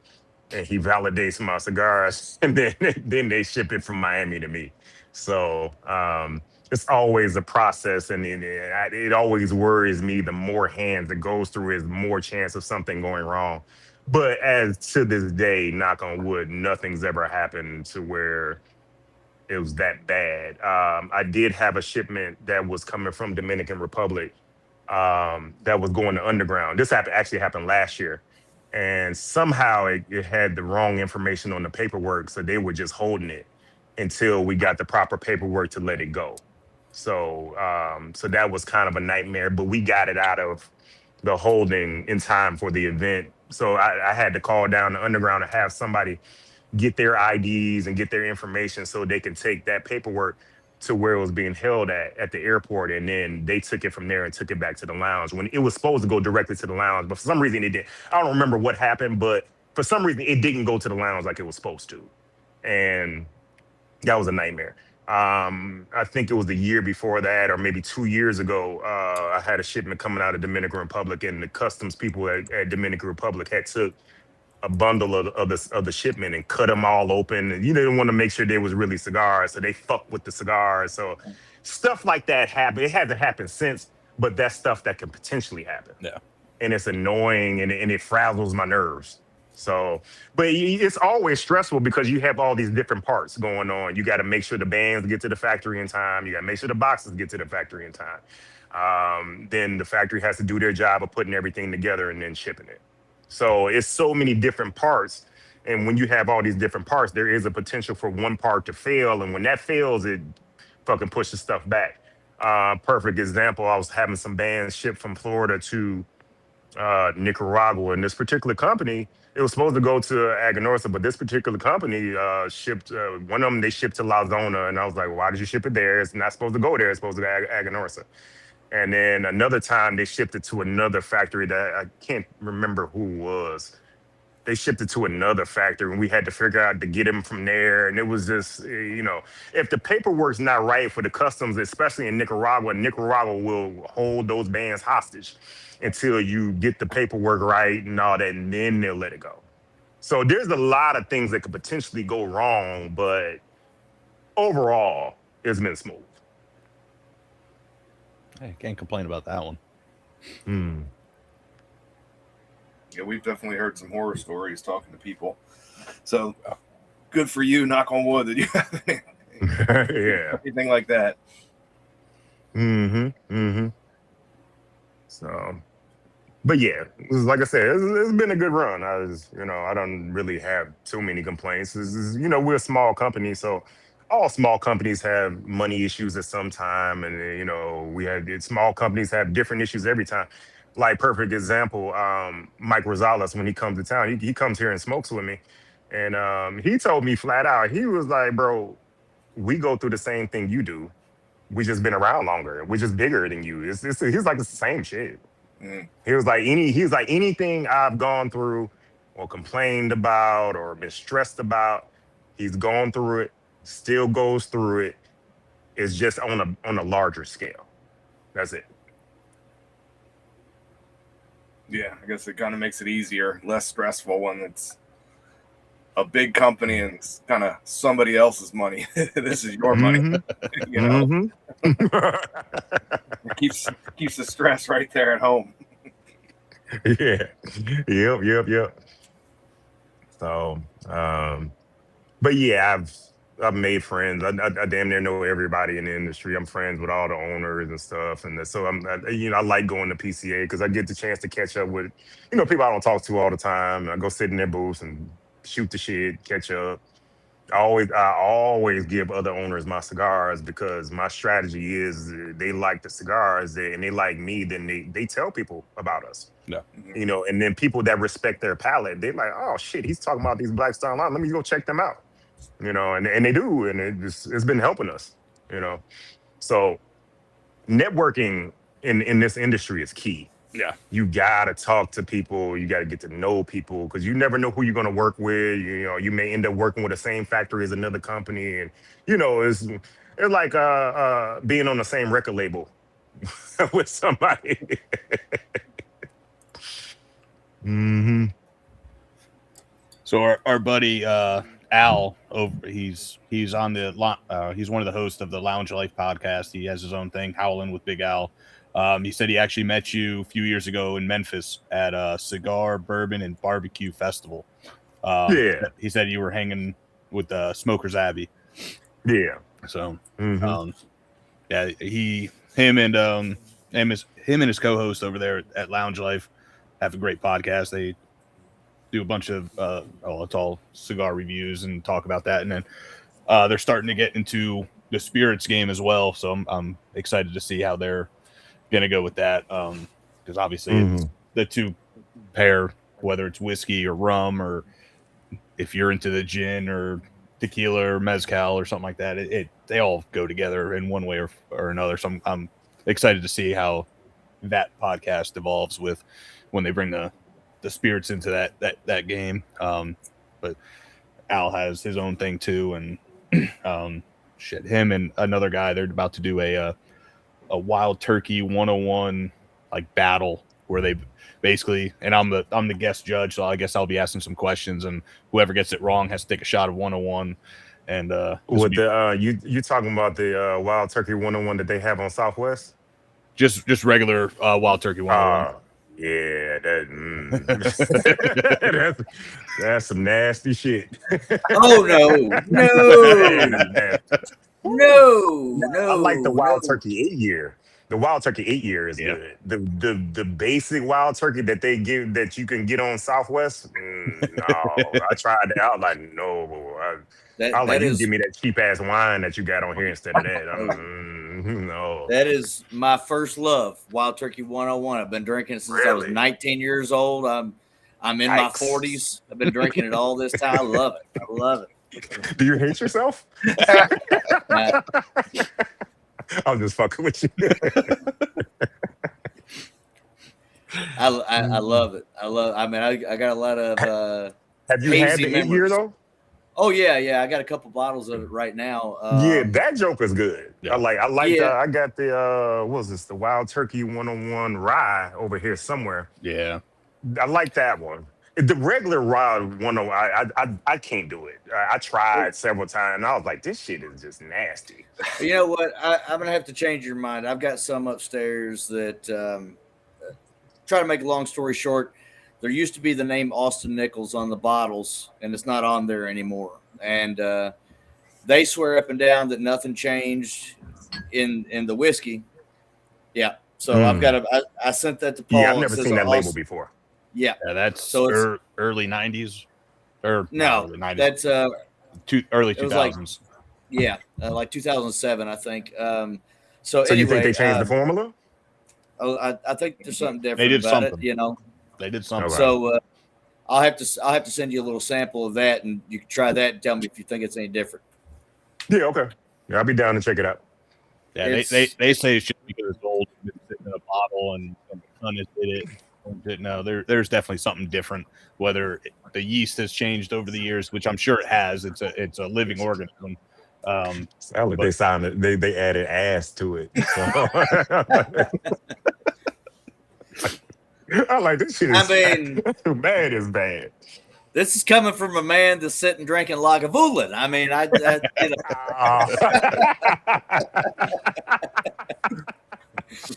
you gonna make me switch my drink now? All right, fuck it. All right, this is what I'm about to do next. I'm about to do. I'm gonna finish this last little pour, and then we're gonna do Frank August. That's good shit. Yeah. Is that just Frank August? But this is the rye.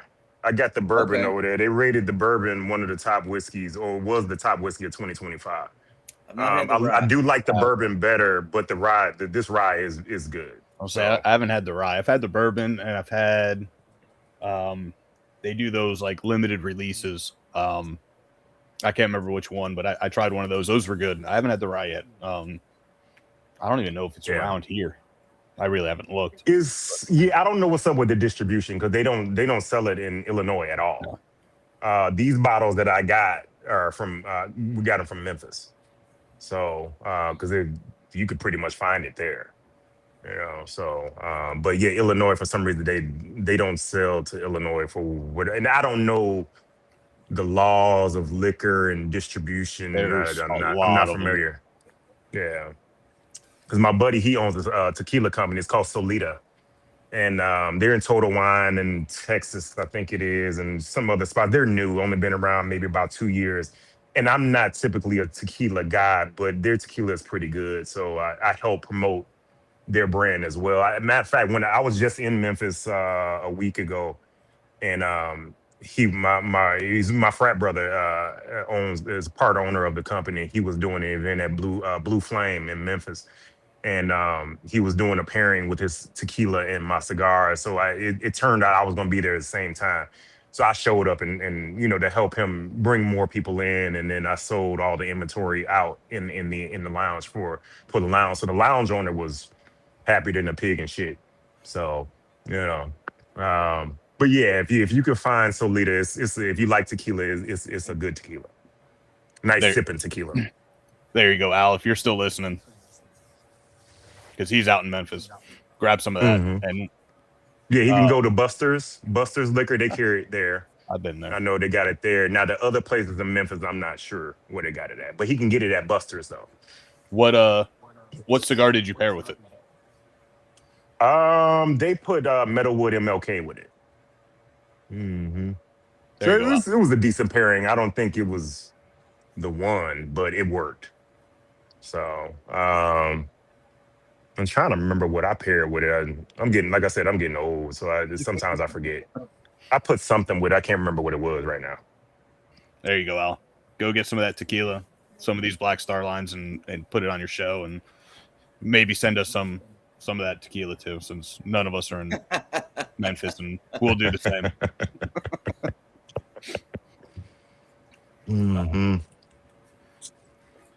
So we kind of briefly talked about it, but where do you see Black Star Line in about 5-10 years?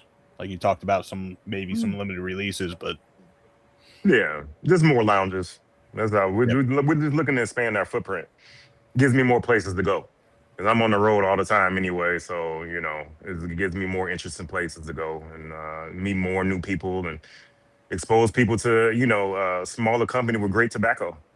I'd say Jacksonville, but I think we only have, if I say 5, it's a lot of cigar lounges or shops that actually do smaller boutique brands. A lot of them around here, just like you walk in the humidor, it's all this whole section.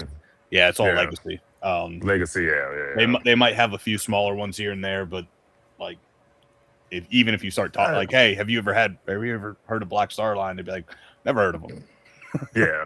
And it's just I try to stray away from legacy cigar lounges because those are typically the lounges that they don't hand sell the cigars. They just let you walk in there and it's a free for all, and then you just go for a brand that you already recognize, like Drew Estate, because it's easier for them. I like lounges that actually engage the customer, and they're like, hey, we got this new Black Star Line over here. They're a smaller company out of Chicago. You should check them out. And if you've never heard of Black Star Line, have you heard of Aganorsa Leaf? Oh, yeah, I heard of Aganorsa Leaf. Oh, okay. Well, the core majority of the core lines from Aganorsa Leaf. So if you like Aganorsa Leaf, you're gonna like Black Star Line, and then they try it. Yeah. Fortunately or unfortunately, the way however you want to look at it, I'd say 4 or 5 that actually do a good amount of smaller brands. They're so full that their like boxes are on the ground, and these boxes are all the way up there. You got to get a ladder to reach. Like they're so packed out with them, and I'm sure they could. I don't know. I'm not in these lounges daily, so I'm sure there's they've thought about it. I'm sure there's ways that they could fix all that, but like I remember I walked into one a couple months ago, and you're like stepping over boxes, and which is awesome because they got all these smaller brands, but at the same time, it's just like they got a small humidor. Like it's haphazard. Yeah. So almost like walking into a hoarder's house. No. And that's the thing, you step over stuff and you're like, I was told I could bet these cigars here, and they're like, yeah, look down. It's like, oh, I'm standing right over it. Which is awesome to have those lounges here, but at the same time, I wish they had a bigger footprint in their lounge that they could actually display them nicely and get your talking shelf points and all that stuff that you guys all have, and actually display it instead of just stacking boxes and having to move them around. That's the one thing. Well, not the one thing, but one of the things about being in Jacksonville is it's all majority just legacy, which you can't go wrong with them. They definitely paved the way for guys like you and some smaller brands to come along, but at the same time, I want smaller brands because they put out stuff that I haven't had before. Like we had, it's very similar to micro beers. If you like beer, you know, typically the smaller companies, and then some of them I'm gonna name are not technically small anymore, but like Revolution Brewing, Three Floyds. Revolution's right here in Chicago. Three Floyds is right across the borderline in Indiana. They make great stuff compared to say like Anheuser-Busch or the Coors, boring. Like you want those small batch because they seem like the smaller companies put more into the product. Yeah, me and Paul were heavily deep in the craft beer or whatever you want to call it back in the day before we got into whiskey. And that's one thing that Jacksonville has or did have was a bunch of smaller micro brews, craft brews, and I was at a brewery. It seemed like every other day, just trying different things, and and then that evolved into whiskey because of COVID, and evolved into this, and cigars got even bigger, and COVID was a hell of a time for spirits and cigars because everybody was just at home drinking and smoking, trying to figure out what the fuck was going to happen next. So it was a tumultuous time, but it was also a money wise very good. Very good. I know for me, I was working from home even though I couldn't really do anything work wise. Luckily I was still getting paid and I couldn't do anything, so it's let's go to the liquor store and to the humidor because they were still open and see what I can do. And it was essential. Absolutely. Oh, yeah. All that stuff was essential. So it's basically whether I'm mowing the yard or if I had a fire pit going or just sitting outside, just have a couple drinks, have a couple cigars, and that's when I just kind of decided this is what I'm going to spend all my money on. So. Yeah, going back to this Lalibela, I'm down to the last, I don't know, 2 inches or so. That's still I'm in the last third here. Yeah, it's still so good. Still all the same notes. I don't know if it was because I went to the makers or something, but I started getting I was trying to figure out exactly what it was, but there was a different like bready note to it, like a sweet bready note. It could be because of the makers, but there was a little bit more sweetness to it towards like I don't know, getting into the second third or the final third, and it was definitely a nice little change from that nice spice and darker notes. It had a little bit of like a brighter note to it. Like I said, I don't know if it's the whiskey or if there's something in the cigar or this lemon seltzer I'm drinking, but it's been fantastic. You didn't mix the lemon seltzer with the Maker's Mark, did you? No. I can pour some in. We've done some shit on this weird show. As fuck, but it might work. I don't know. We've done some. I don't drink anything. I don't drink anything mixed. Everything I drink is neat. How the distiller put that shit in the bottle is how I want it. I don't do drops of water. I don't do any of that. The no most ice. The most mixing I'll do is making like an old fashioned or a Manhattan or something like that. But I wasn't a fan of those either. the mixed drinks, they kind of confuse my palate. I don't know what the fuck is going on. And I was like, the fuck am I tasting? There's all this different shit. And I was like, give me the whiskey. That's all I want. You know, I'm a very easy customer. You bring that bottle out and pour it. You ain't got to do shit else, Oh, Right. it's and we great. good. It's great going to whether it's a cigar lounge or a bar or whatever. It's like, hey, let me just get Maker's Mark or let me get Green River or this and that. They're like, and I was like, just pour a couple ounces in a glass and bring it to me. Yeah. Do you want? I'm totally easy. You want Coke or anything with it? It's like, nope. No. Do you want it ice? Nope. Just bring it. I'm good. They look at you. Some places look at you like crazy, and other places are like, okay, do you want a double? I was like, yes. Yeah. Yes, please, and thank you. Well, that reminds me, Jerry. Earlier we were talking about rum, and when you said Coke, that made me remember something that I was going to mention when we were talking about it. OFTD. So it's made by a company called Planet Ray, or that's the brand anyway, and it's 138 proof rum. You got my attention. Now you put Tell me this more. you put this shit with some Coke, and it's you can get a liter bottle down here in Kentucky for like $38. So I don't know what that would translate to in Illinois with taxes and all that, but it's probably fairly similar. But you put that shit in with some Coke and some ice.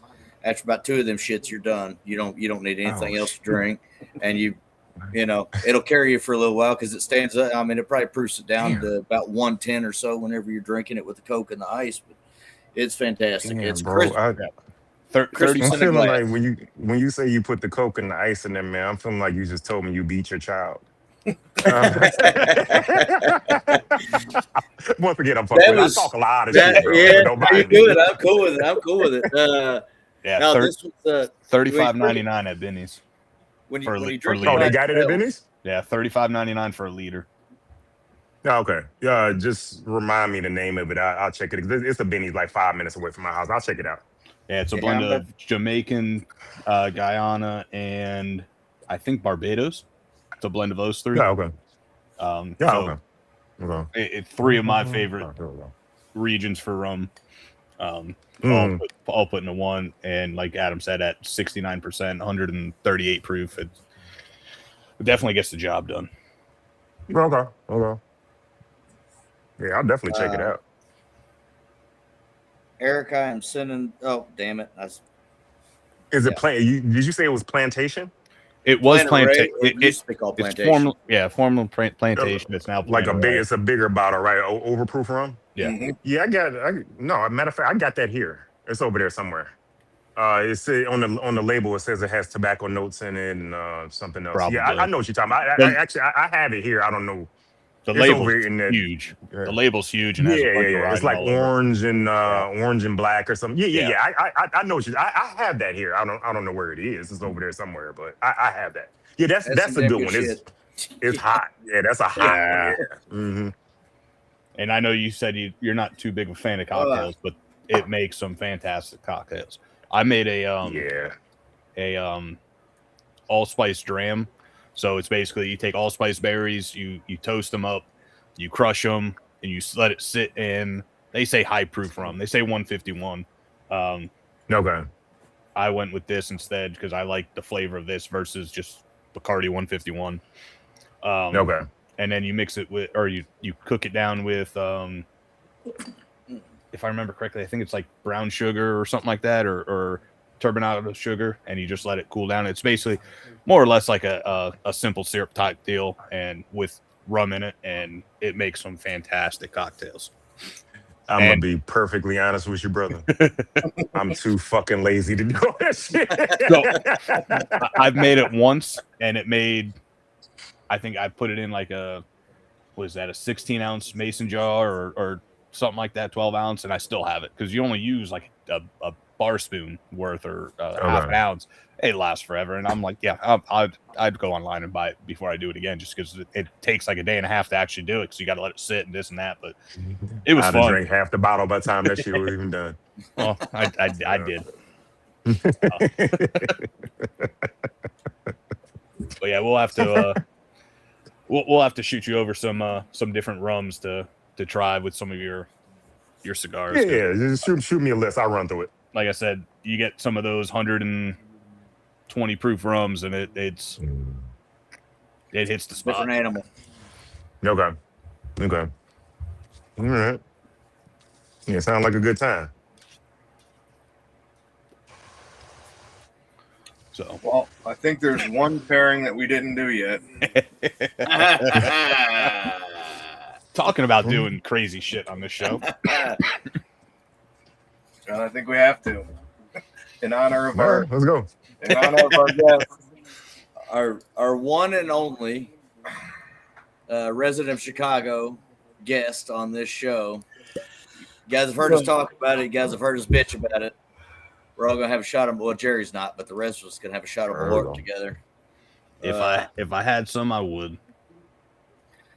I forgot what I had poured in here, and I picked up the Glen to smell it, and regretted my entire life today.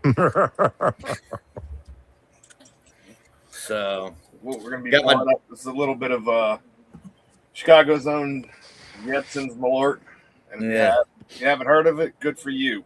But Now the Jepson's bourbon is actually good. that is good, and it's priced good too. It's Yeah. like $25. Yeah. It's a damn good bottle. Yeah, of that's bourbon. actually good. But this shit is awful, and it is marketing. The marketing accepts that it's awful, and they sell it because it is awful. There's no need to have this product except to fuck with your friends. And there's no need for your bottle to be that low. Because I've sent a lot out, and then like you said, we went through that month or so where we were closing every damn show for some reason with a shot of this swill. Yeah, Well, I got mine poured. I'm ready whenever I'm y'all on are. board. I've just ruined this Glencairn. Yep. I Oh, smell. shit, you put it in the Glencairn? Oh, That's all fuck. I went and got another I didn't know glass we were for this. doing that. That's all I got out. Here's Glencairn. This deserves a styrofoam cup. It might eat through the styrofoam. It may, but that's all I got. So this Glencairn is done. I got another clean one next to me because this one's heading straight for the dishwasher. Yeah, you might as well throw it in the trash. Fuck the dishwasher. The thing about Malort is why it's so fucking tricky is it doesn't smell bad. No.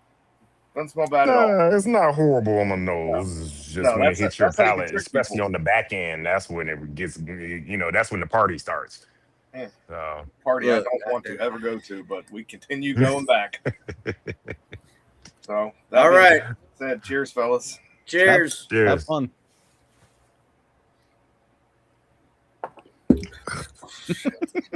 Ugh. Yeah, God. yeah, that's yeah. No, The And fucked up thing about it, And water and Dr. Pepper or whiskey or rum does Ah. not help. No. it helped briefly, and now it's not helping again.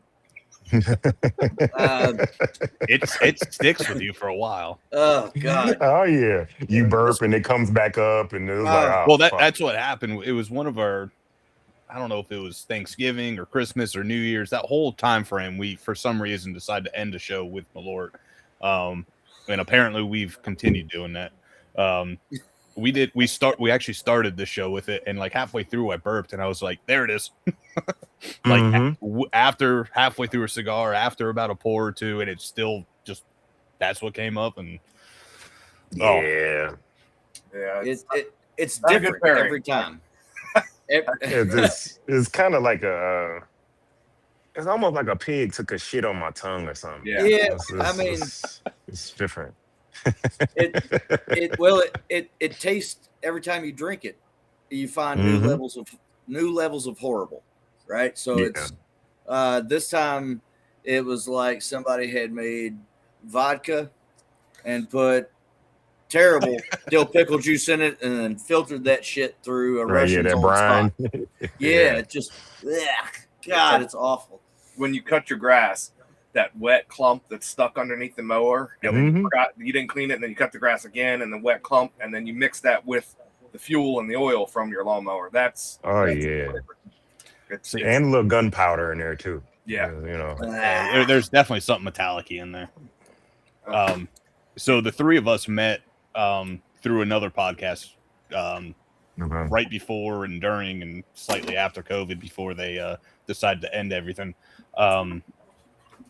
I think because it was all about like blind pours and this and that, and I want to say they sent everybody some Malort at one time, and we tried it. We used to do like a monthly Zoom call, and we all did it there or something. I don't remember exactly. But I remember my tasting notes were, it was a homeless guy who had no shoes but had socks on, walked through a city after a rain. Like, you get all that nasty stuff in the city, like by the sewers. You walk through there and you took the sock and you wrung it out over your glass, and you drank that. That was my notes. Yeah. It And is to this day, interesting spirit. It's the same thing. And then Paul says the grass clipping, which as soon as he said that, I'm like, yep, you could throw the grass clippings in with that sock taste. And like, there's no redeeming fact. Like, that time I got a little bit of lime, but it's the worst lime I've ever had. Like, yeah, it's a old, molded. Yeah, I like pickles. I love pickles. I actually have Jerry and I both have a pickle bourbon. But that is the worst. It's a bourbon that was bourbon in pickle barrels. Yeah, I'm good. It's actually pretty damn good. If you like pickles, it's pretty good. I do like pickles. I just don't know how it would be in the bourbon. So I mean, I tried it once. Fuck it, I tried it. But where do you get that from? There's a distillery here in Lexington that used to make it, but they don't make it anymore. They got tired of being called the pickle whiskey distillery. Whiskey. Yeah, you can't make it and then get mad about what you made. Because they have a bunch of other offerings that are really good too, but everyone will just show up. Hey, you got any more pickle whiskey? Which, same thing with Malort. If you're selling it, you might as well do it. Yeah, lean in. I probably wouldn't drink it, but if I was making it, I'll keep selling it. If it's making money, shit, fuck it. And it's good. If you like pickles, it's pretty good. It's definitely pickly, and it's definitely there is one redeeming quality to it, Paul. Since you said there's no redeeming qualities to it, the redeeming quality is, I've made no bones about the fact that I would like to have my own distillery, that kind of thing. If they can sell this bullshit, I can make mine and sell it. That's all I got to say. If you believe it, you can achieve it. That's right. And I believe it because Malort exists. Yes. So if you could put a trash ass product like Malort on the market and it fucking sells like crazy, yeah. Mm-hmm. Yep. Al said it's Malort tastes like toilet water filtered through a jockstrap after 2 overtime football games, then ran through a homeless guy's sock. With some Bengay on it. like in Revenge of the Nerds. But you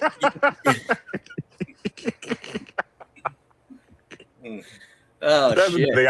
I haven't said a lot of movie quotes, but I watch a lot of movies. So a lot of times I'll refer to movies and stuff. So yeah, well, and in that note, one of them just died from Robert Carradine. Robert Carradine. The fun fact that I just found out, I had no idea that Robert Carradine is David Carradine's brother. I didn't know that. His brother from Kung Fu. That's right. And then they have another brother that was on Dexter. Yeah, Keith Carradine. Yep. And then the blonde from the Goonies, the girl. Mm-hmm. That's that's Robert Carradine's daughter. Really? I didn't know that. I didn't know that. Yeah, that's Martha cool. Plimpton. Yeah.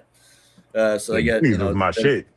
Acting dynasty there. Yeah. Hey, Goonies, you guys. Great movie. I've been waiting for the reboot. They keep talking about it. I love you. I love you, Sunk. I got a sticker on my door at work, and it's him, and it says I love my coworkers, and it's just him like half eyed. I'm waiting for HR to tell me to take it off. I've had nights that I drunk so much my eyes look like sloth's eyes. Just fucking got lopsided. It's just like, oh fuck. I was like, I think I drank too much tonight. So now I'm looking like Rocky Dennis from Mask and shit. Oh my God. Now all I'm gonna think is when you guys record your Spirits and Secrets and I listen to it, I'm just gonna picture you guys as just that's what you guys are looking like in episode 3. Sometimes at the end, sometimes at the end, that's what we get sounding like. So the other guys have a conspiracy podcast, which they record 3-4 hours at at a time. Try Yeah, something like that. We get progressively better as it goes along because we just we have no filters by the end. We're drunk as shit. I saw a meme on Instagram, and it had Rocky Dennis from the movie on the picture, and the caption said, "This is what you look like when you eat a chick's ass and you have a peanut allergy." I got this y'all. I'm like, that's fucked up. Oh shit! Yeah, that was wild. I was like, wow. And I was like, whoever came with this, high five, because that was a good one. Oh god! Oh shit! It's true. It's true. When you think about it, it's true. Mm-hmm. I mean, just the whole face swell up. Mm-hmm. Mm. Okay, why don't you take your mask off? Why don't you take your mask off?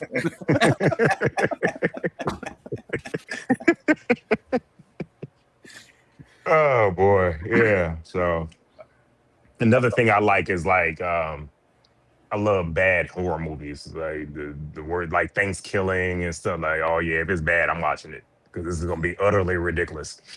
So all of the Leprechaun movies are fucking bad and a ton of fun to watch. Yes. Leprechaun in the Hood. Yeah. God. Leprechaun in Space. You remember that one? Yep.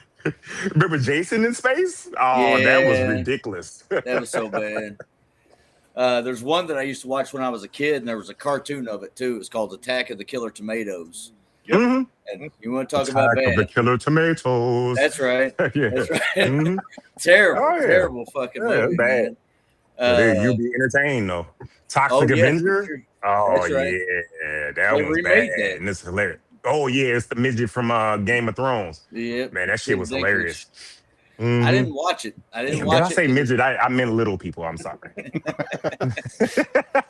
We are very PC, on PC, as you could tell for the last 3 hours or however long we've been doing this. Mm-hmm. Mm-hmm. I went like 2 weeks ago to Midget Madness. It was midget wrestling at a bar. Fantastic. I've always wanted to see midget strippers. That's on my bucket list before I die. I will go to a midget stripper event and I'm gonna have a ball. So I've seen Bridget the Midget. So I've seen Bridget the That's Midget who it was. And Sassy Cassie. What the fuck? Yeah, if you Google Sassy Cassie, she'll go up the pole on all fours. Like the legs and the arms are the same length, so she goes right up with four, like the legs and the arms right up the pole. It's wild. Yeah. I gotta see it. I got to. Google Sassy Cassie. I've seen her. Yeah, I'm gonna check that out. That was a wild event because it was Sassy Cassie performing at a strip club, and the guest that was just there doing like signings, not dancing or anything, was Mama June from Honey Boo Boo. Okay, I remember. Yeah, I remember Honey Boo Boo. Yeah. Yep. So she was there just doing a press tour, I guess, at some random strip club with Sassy Cassie as the feature. It was there you go. Interesting show. Yeah. That's that sounds like my type of scene. Mm-hmm. Yeah, give me some one-legged women in there or something. Yeah, it'd be my. It'd be awesome. I get everything I want in all in one spot. The Midget Madness was cool. They go running around. They put the ring in the bar, so it's a smaller ring, and then they get out of the ring. They're smacking each other with trash cans and stuff. It's like full-blown wrestling. I mean, it's not a gimmick. Like, they're wrestling. They're drawing blood sometimes, but then they get up. Is it like little garbage cans? It's like the little 20-gallon ones. Yeah, and then they do like cookie sheets, like some baked cookie sheets, little cones. But then they get up on the bar and they run around and fight each other on the bar, like at the bar. They're grabbing drinks off the bar and pretending like they're smashing them over their head, but they were really just throwing it into the crowd. So everybody gets drenched with beer and shit behind them. I've been to a couple of those. There's a bar around me that does it once a year. We've been the last 2 years. it's super fun. Then you get pictures with them at the end, and then this time they didn't do it, but the other group, because they have different groups that travel around. You could pay like $20, and they would get the cookie sheets and beat. You pay like we got our buddy. We paid him $20. This female wrestler, and she beat him over the head with the cookie sheet, and she signed the cookie sheet, and he got to take that home. Okay. I haven't lived long, and I haven't lived enough yet. I need to. I'm just boring. I need to experience this. I think we all need to like go. Gargamel. I'm like Gargamel off of Smurfs. Like I'm always looking for where they are, because every time I see, it's like one off. You only see one. I'm like, okay, where I'm gonna follow one day. It's got to be like a community. I'm like, where y'all at? I'm like, yo, where do y'all live at? Because it's like small houses somewhere, or like where do y'all go? You know, so I'm genuinely curious. Like I'm like, where the fuck y'all? Do y'all live in the same area or what? I want to know. You know. I'm not trying to catch y'all and take you to the end of the rainbow and nothing like that. I just want to know, what's going on. Put the cover back on this operation. I think we all need to go to Maryland for one of these shows one day. They travel all around the country. You just got to look in the right corners of the internet to find it. But they go from bar to bar to bar. They got their tour bus, and they break down the ring right after the show. There's guys coming out and breaking down the ring, and they go tour the country at these little is it a small bus? No, it's a full size tour bus. Yeah, they got to put the ring in real estate. The ring in there real too, estate in there, huh? Okay, yeah, I like that. All right. They got one wore like the luchador mask, and they were selling the masks. Yes. Guys in the crowd wearing the luchador masks from the merch table. Like Jack Black. Yep, exactly. Yeah, no, it's good. It's a good time. They put on a good show. It's you think of it as gimmicky, but this their job. They're into it, man. It's a good show they put on. Yeah. What was the name? You can see the more y'all talk to me and why me and Boofy get along very well. Cause I'm nuts. I'm actually kind of tame today too. So, but if you get me and Boofy together, it's the conversation is just insane. So that's my brother. I love that dude. Man, we did when I first got acquainted with him, I hit him up on IG and I was like, hey man, would you be willing to do an IG live with me? And he immediately was like, hell yeah, let's do it. So we scheduled it. I put out a flyer for so everybody know I was on there with him. And he got on there. And I wasn't familiar with Matt Booth's personality. I didn't know him at all. I never met him, none of that. I just knew of him because of Room 101. So we got on there live and he got to talking crazy. And I think he thought he was going to shock me. But when I started going right back at him, it was hilarious for a whole hour. And at the end of the IG live, he hit me up and he was like, dude, here's my number. I fuck with you wholeheartedly. You can call me anytime. And we've been brothers ever since. That's awesome. We'll have to get both y'all on at the same time sometime, then see what kind of fires get started. Yeah, you wanted to be real crazy. Get me and him on there. Yeah. It's gonna be crazy. On his website, Room 101, they got a little link or a page for conspiracy.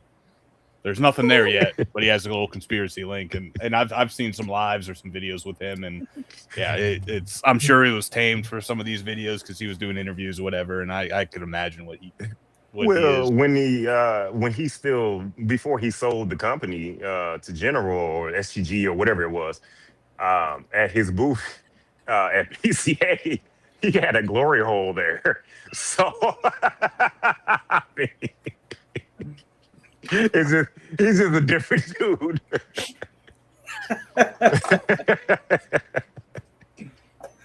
Yeah. Mm-hmm. And people think cigars are for the sophisticated.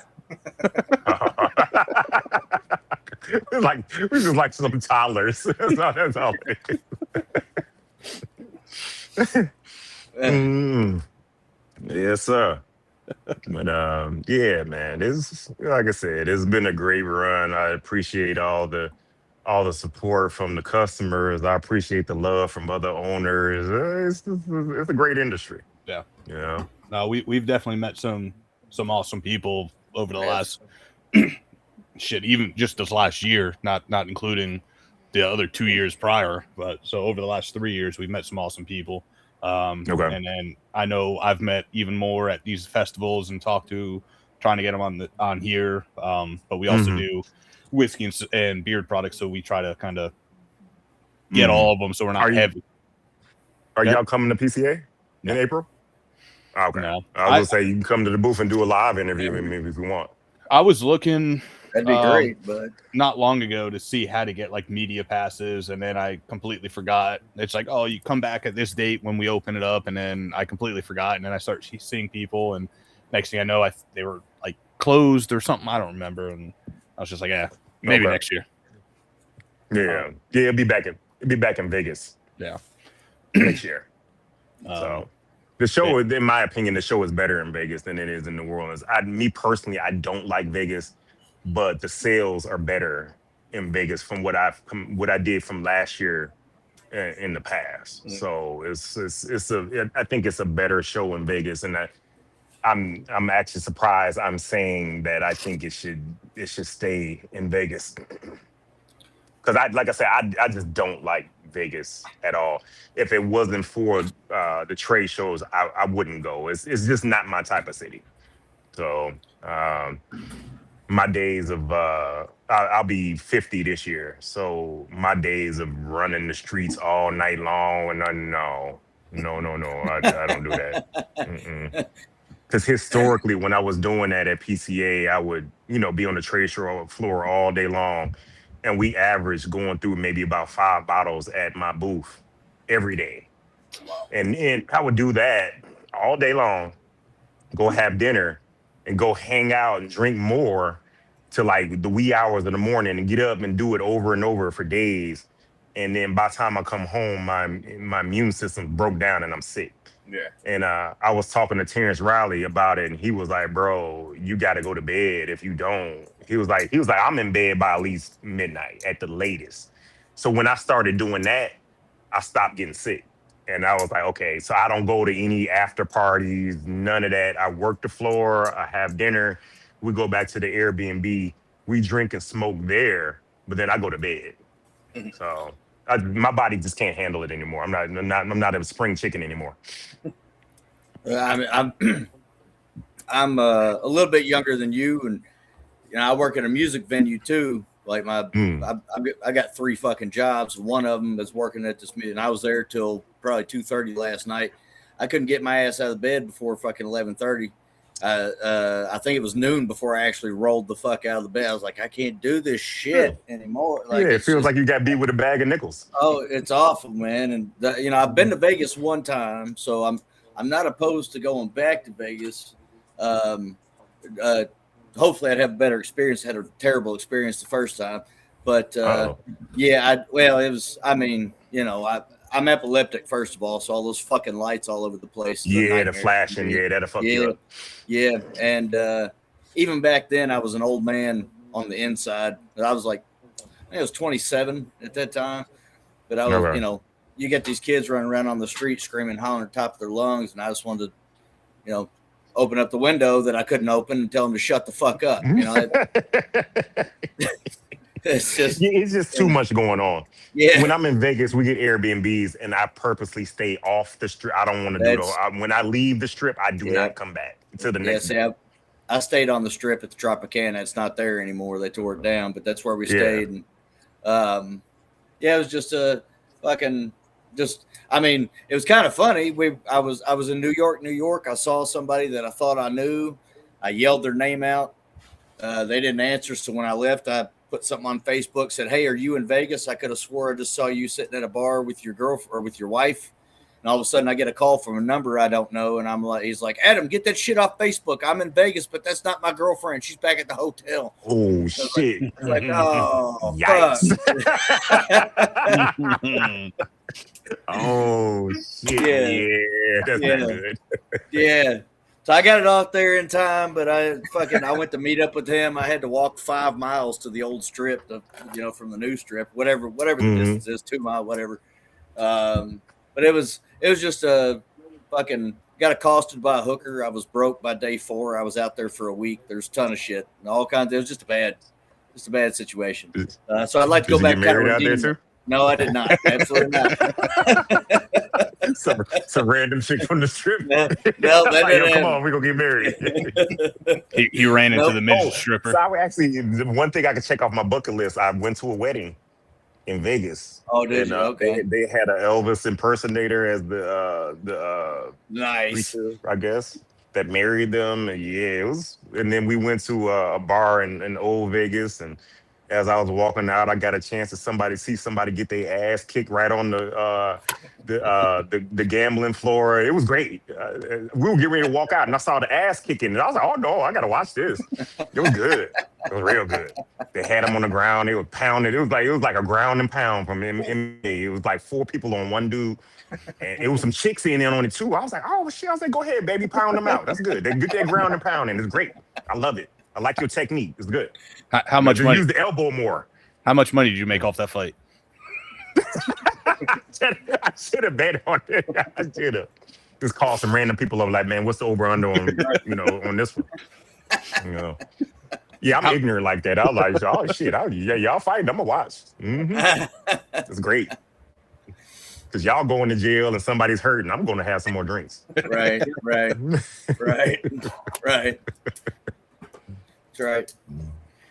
Yeah, I that would be cool to go out there for that. They got all kinds of cool shit like that out there, They got the electronics convention, whatever. I guess my buddy told me the other day that's where the porn convention. That's a good one too. The porn convention, the awards and shit, which I mean, whatever, But it's just fucking. I wouldn't mind going out there for something like this for PCA to check that out. That'd be cool. Yeah, because you all technically media. I would suggest at least do it once and see if it's something that's beneficial for your show. Because you can interview you can catch everybody damn near because everybody's there. So even Eduardo from Aganorsa, he comes sometimes. You could sit down and interview him because he don't come out a lot and with his rich ass. Because that fucker, not only does he own Aganorsa, but he fucking sells beef. And he used to have a pizza chain. It was like 100 stores, and he sold that. And he sells beef. He sells tobacco. Yeah, rich motherfucker.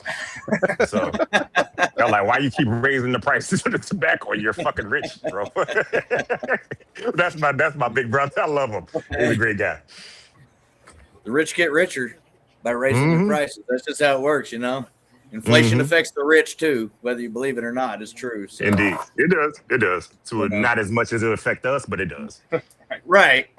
But I would like one day to join their ranks and not be as affected by the inflation as fucking. You and me both. You and me both. Shit, I'll sell Kyle's assholes if that makes me a lot of money. Fuck it. I was fucking tired of being poor, man. Tired of being poor, Have been my whole life. It ain't got any better. Yeah. So, but PCA is a very good event. So if y'all can make it one of these years, please do. I'd love to meet y'all in person. Yeah, that'd be great. Yeah, it would. Yeah. That'd be awesome. Al said him and his counterpart Rob from the Lounge Life, they'll be out there this year. So I told him to go swing Come by. on by. I don't remember the booth number, but you can find me. I'm right. I'm adjacent to West Tampa Tobacco with Ricky. Great. They're to the left of us, and then to the right of us is Postania and Roma Craft. So that's how you can find me. I'm trying to remember the booth number. Off the top of my head, I don't remember. Rick's a cool guy. If Rich is still on, he could put the booth number in the comments. Yeah, we sat down with Rick not too long ago. He's a cool dude. Yeah, that's my boy. Yeah, me and Ricky are very good friends as well. he looks at, he gives me a lot of advice. And the last time I talked to him, he was like, man, you're a small company, but even though you're a small company, whether you know it or not, he was like, you gain the respect of the industry. No. And he was like, just keep on doing what you're doing and you're going to be fine. So, yeah, he knows a lot of things. He knows a lot of people and knows a lot of things. I love watching his little reels or clips or whatever. Like, he knows the cigars, but he knows everything else about it too, like humidity and temperature and how why this is rolled this way and that way. And yeah, he's fun to listen to. Yeah. And his daughter works for him. She's very nice. She's a nice young lady, and she does a good job for him too. So yeah, they got a good organization going on. Gus I can't remember what Gus's position is with the company, but I don't know if he's a partner or if he just works for Rick, but he's a great guy too. You're going to be at booth 4744. There it is. So thanks for helping the old man out. So, yeah, one year we'll I don't know, we'll have to keep our eye out and see how we can become media or get the media pass for next year. Yeah, I think you had to pay the PCA membership was $800 and then whatever the media badge is. So yeah, I don't know. Not hard. They just want you to pay. Yeah. Yeah. You can get any badge as long as you have deep pockets. I'll talk to Al and see what they did and see how they went that route and go from there. I don't know why I said. Yeah, but they definitely can come by, have some whiskey with me, and we'll do an interview right there on the spot, and I'll talk about the new release and all that stuff. So, because that's primarily my main role at the booth is I do the interviews and everybody else does the sales and stuff. Because a lot of times that's why we got a 20x20 booth this year. Because a lot of the other booths, the sizes that we had, it just wasn't big enough, and it just packed in there. So we had to get a bigger booth to accommodate the people that are coming in there. So yeah, it's a good situation. It's great for your exposure, for your brand and all that. So have you heard of TPA, Tobacco Products Association? TPE? Yeah. TPA. I did TPE, yeah. TPA. TPA? Yeah. I'm not familiar with that. What is that? It's similar, yet different. It's more focused on smaller boutique brands. Ish with Vamp Cigars. He's one of the. I don't know him. I'm familiar with him though. He's one of the. I think he helped start it up. I could send you some information on that one too. Yeah, they're like I said, they do a bunch of kind of the same thing, but smaller boutique brands, lounge owners, podcasts like us, and then we meet. Which I keep telling Paul he could jump on, but I keep every time I tell him he could jump on, I don't end up jumping on that.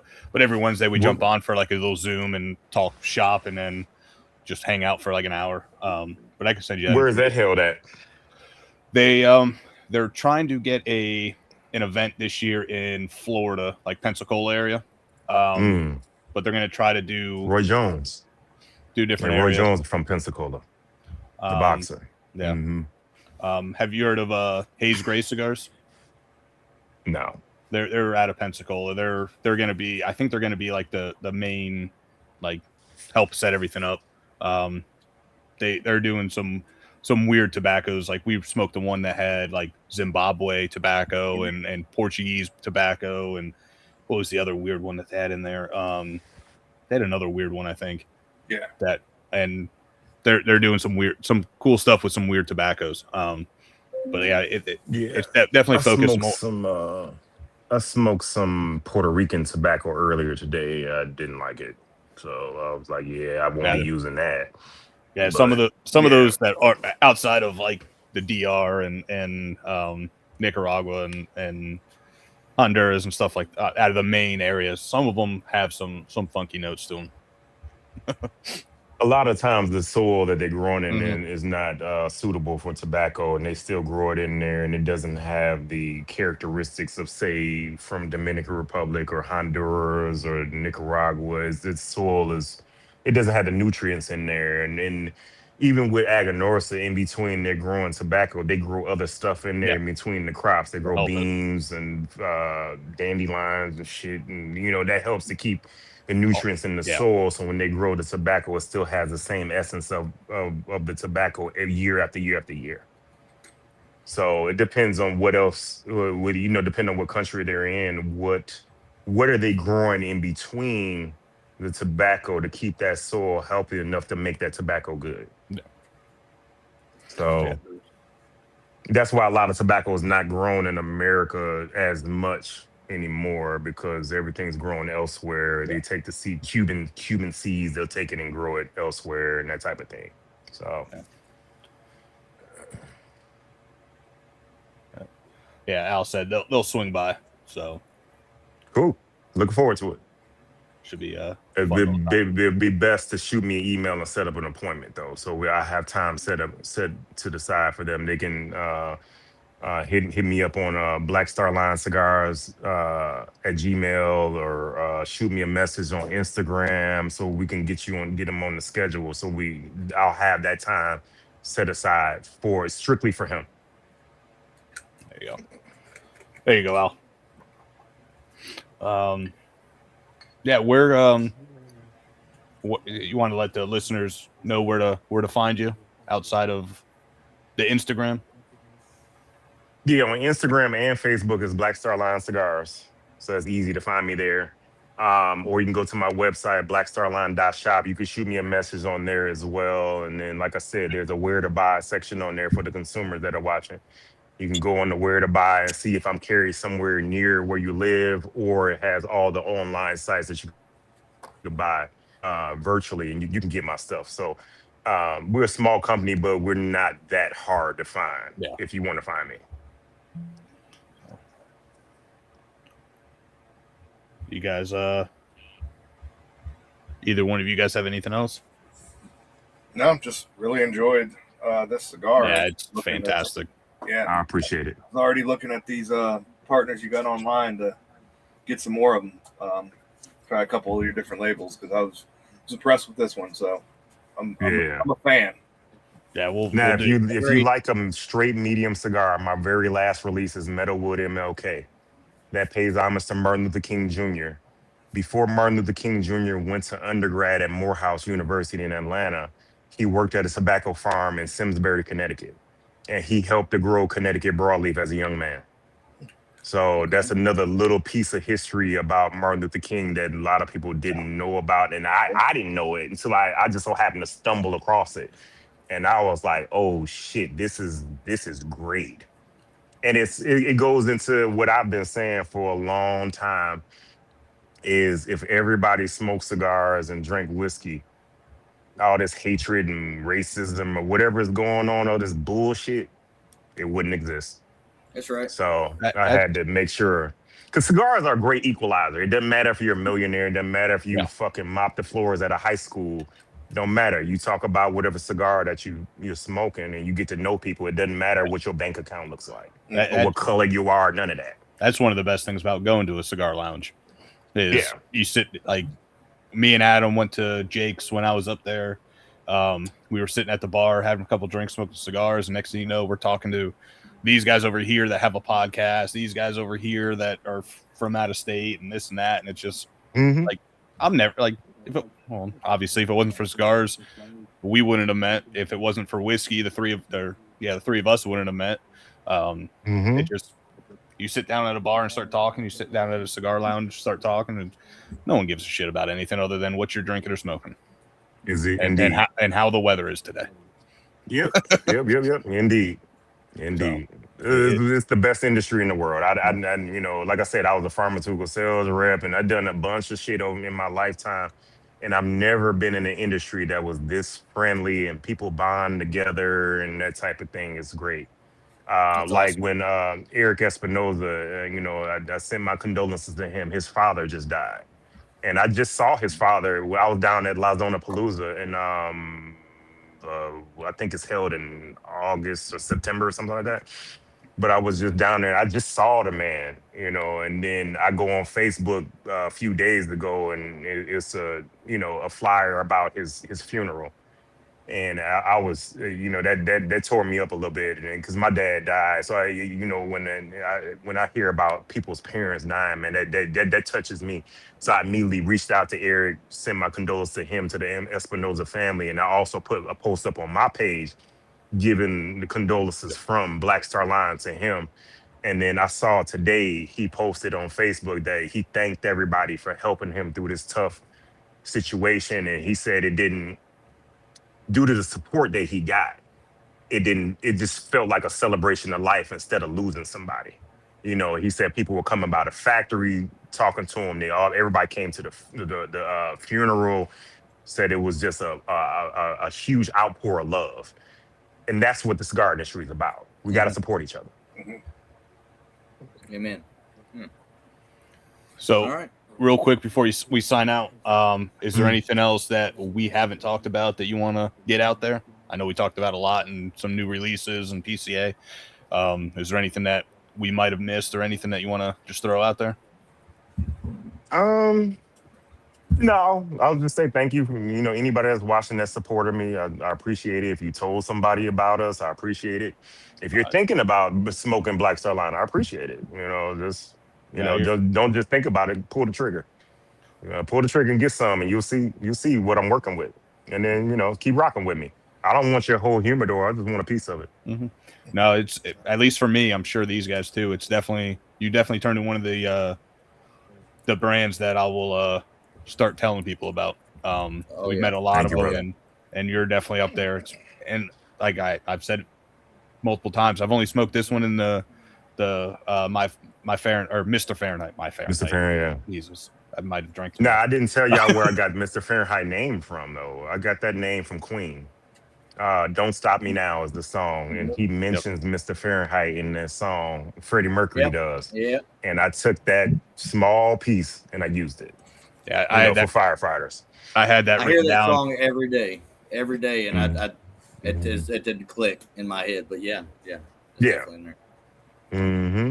I had that little bit written down for when we smoke it in like a month or whatever. I had that little thing, so you ruined it for me. My fault for giving the spoiler. Yeah, we'll say it again. Maybe I'll clip that and throw it into that episode. I want to say thanks for jumping on with us for the last, technically recording for the last almost 2.5 hours, and then however long before that. Absolutely. Thanks for it was a good time. Taking some time out and chatting with us. I had a great time. I'm sure these guys did too. We had a great smoke. Yeah. Some good whiskey. Let me know if you want to come back. If you want me to come back, I'll come back. It's fine. Maybe after PCA and you release that cigar, if we could get a hold of it and have you come on and talk about it then too. Yeah. Let me know. You know how to get in touch with me. Yeah, we'll definitely reach back out and get you back on with some of these new releases. And then if I could get a hold of my my sister and brother-in-law, if they could get up to Benny's and grab one of those releases, maybe. John Baptiste in 1837. Yeah, you need to try those. Yeah. So,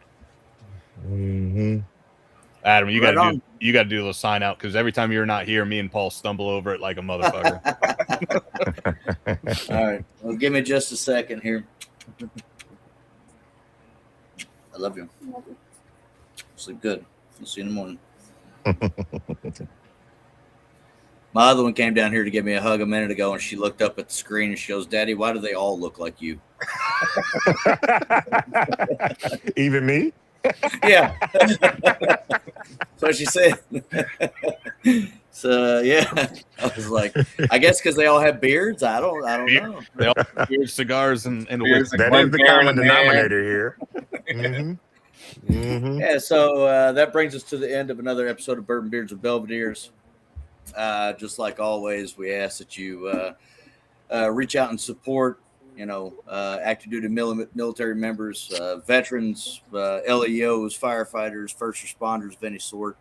They're all out there giving it all for us. So the least we can do is, help them. And of course, you gotta be on the lookout for the children in your neighborhood. in your lives. However you may come into contact with them. The world's fucking nuts. It seems to be getting fucking crazier, and it seems like kids are the target, and we got to protect those that are most vulnerable amongst us. As always, enjoy your spirits and your cigars responsibly. And until next week, cheers. Cheers, guys. Cheers.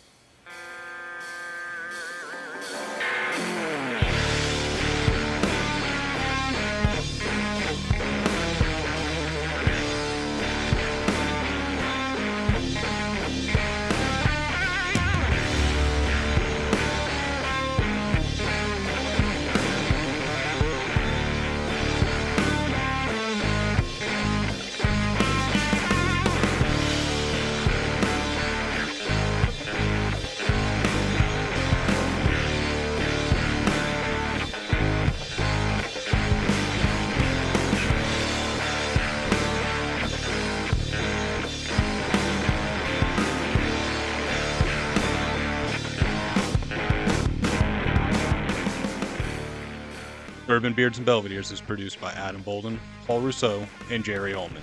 Edited by Jerry Ullman. Music by Ryan Johnson. You can find all of our links on our website at bourbonbeardsandbelvederes.com and at beacons.ai/Bourbon, Beards, and Belvederes. As always, enjoy your bourbon and cigars responsibly. Cheers.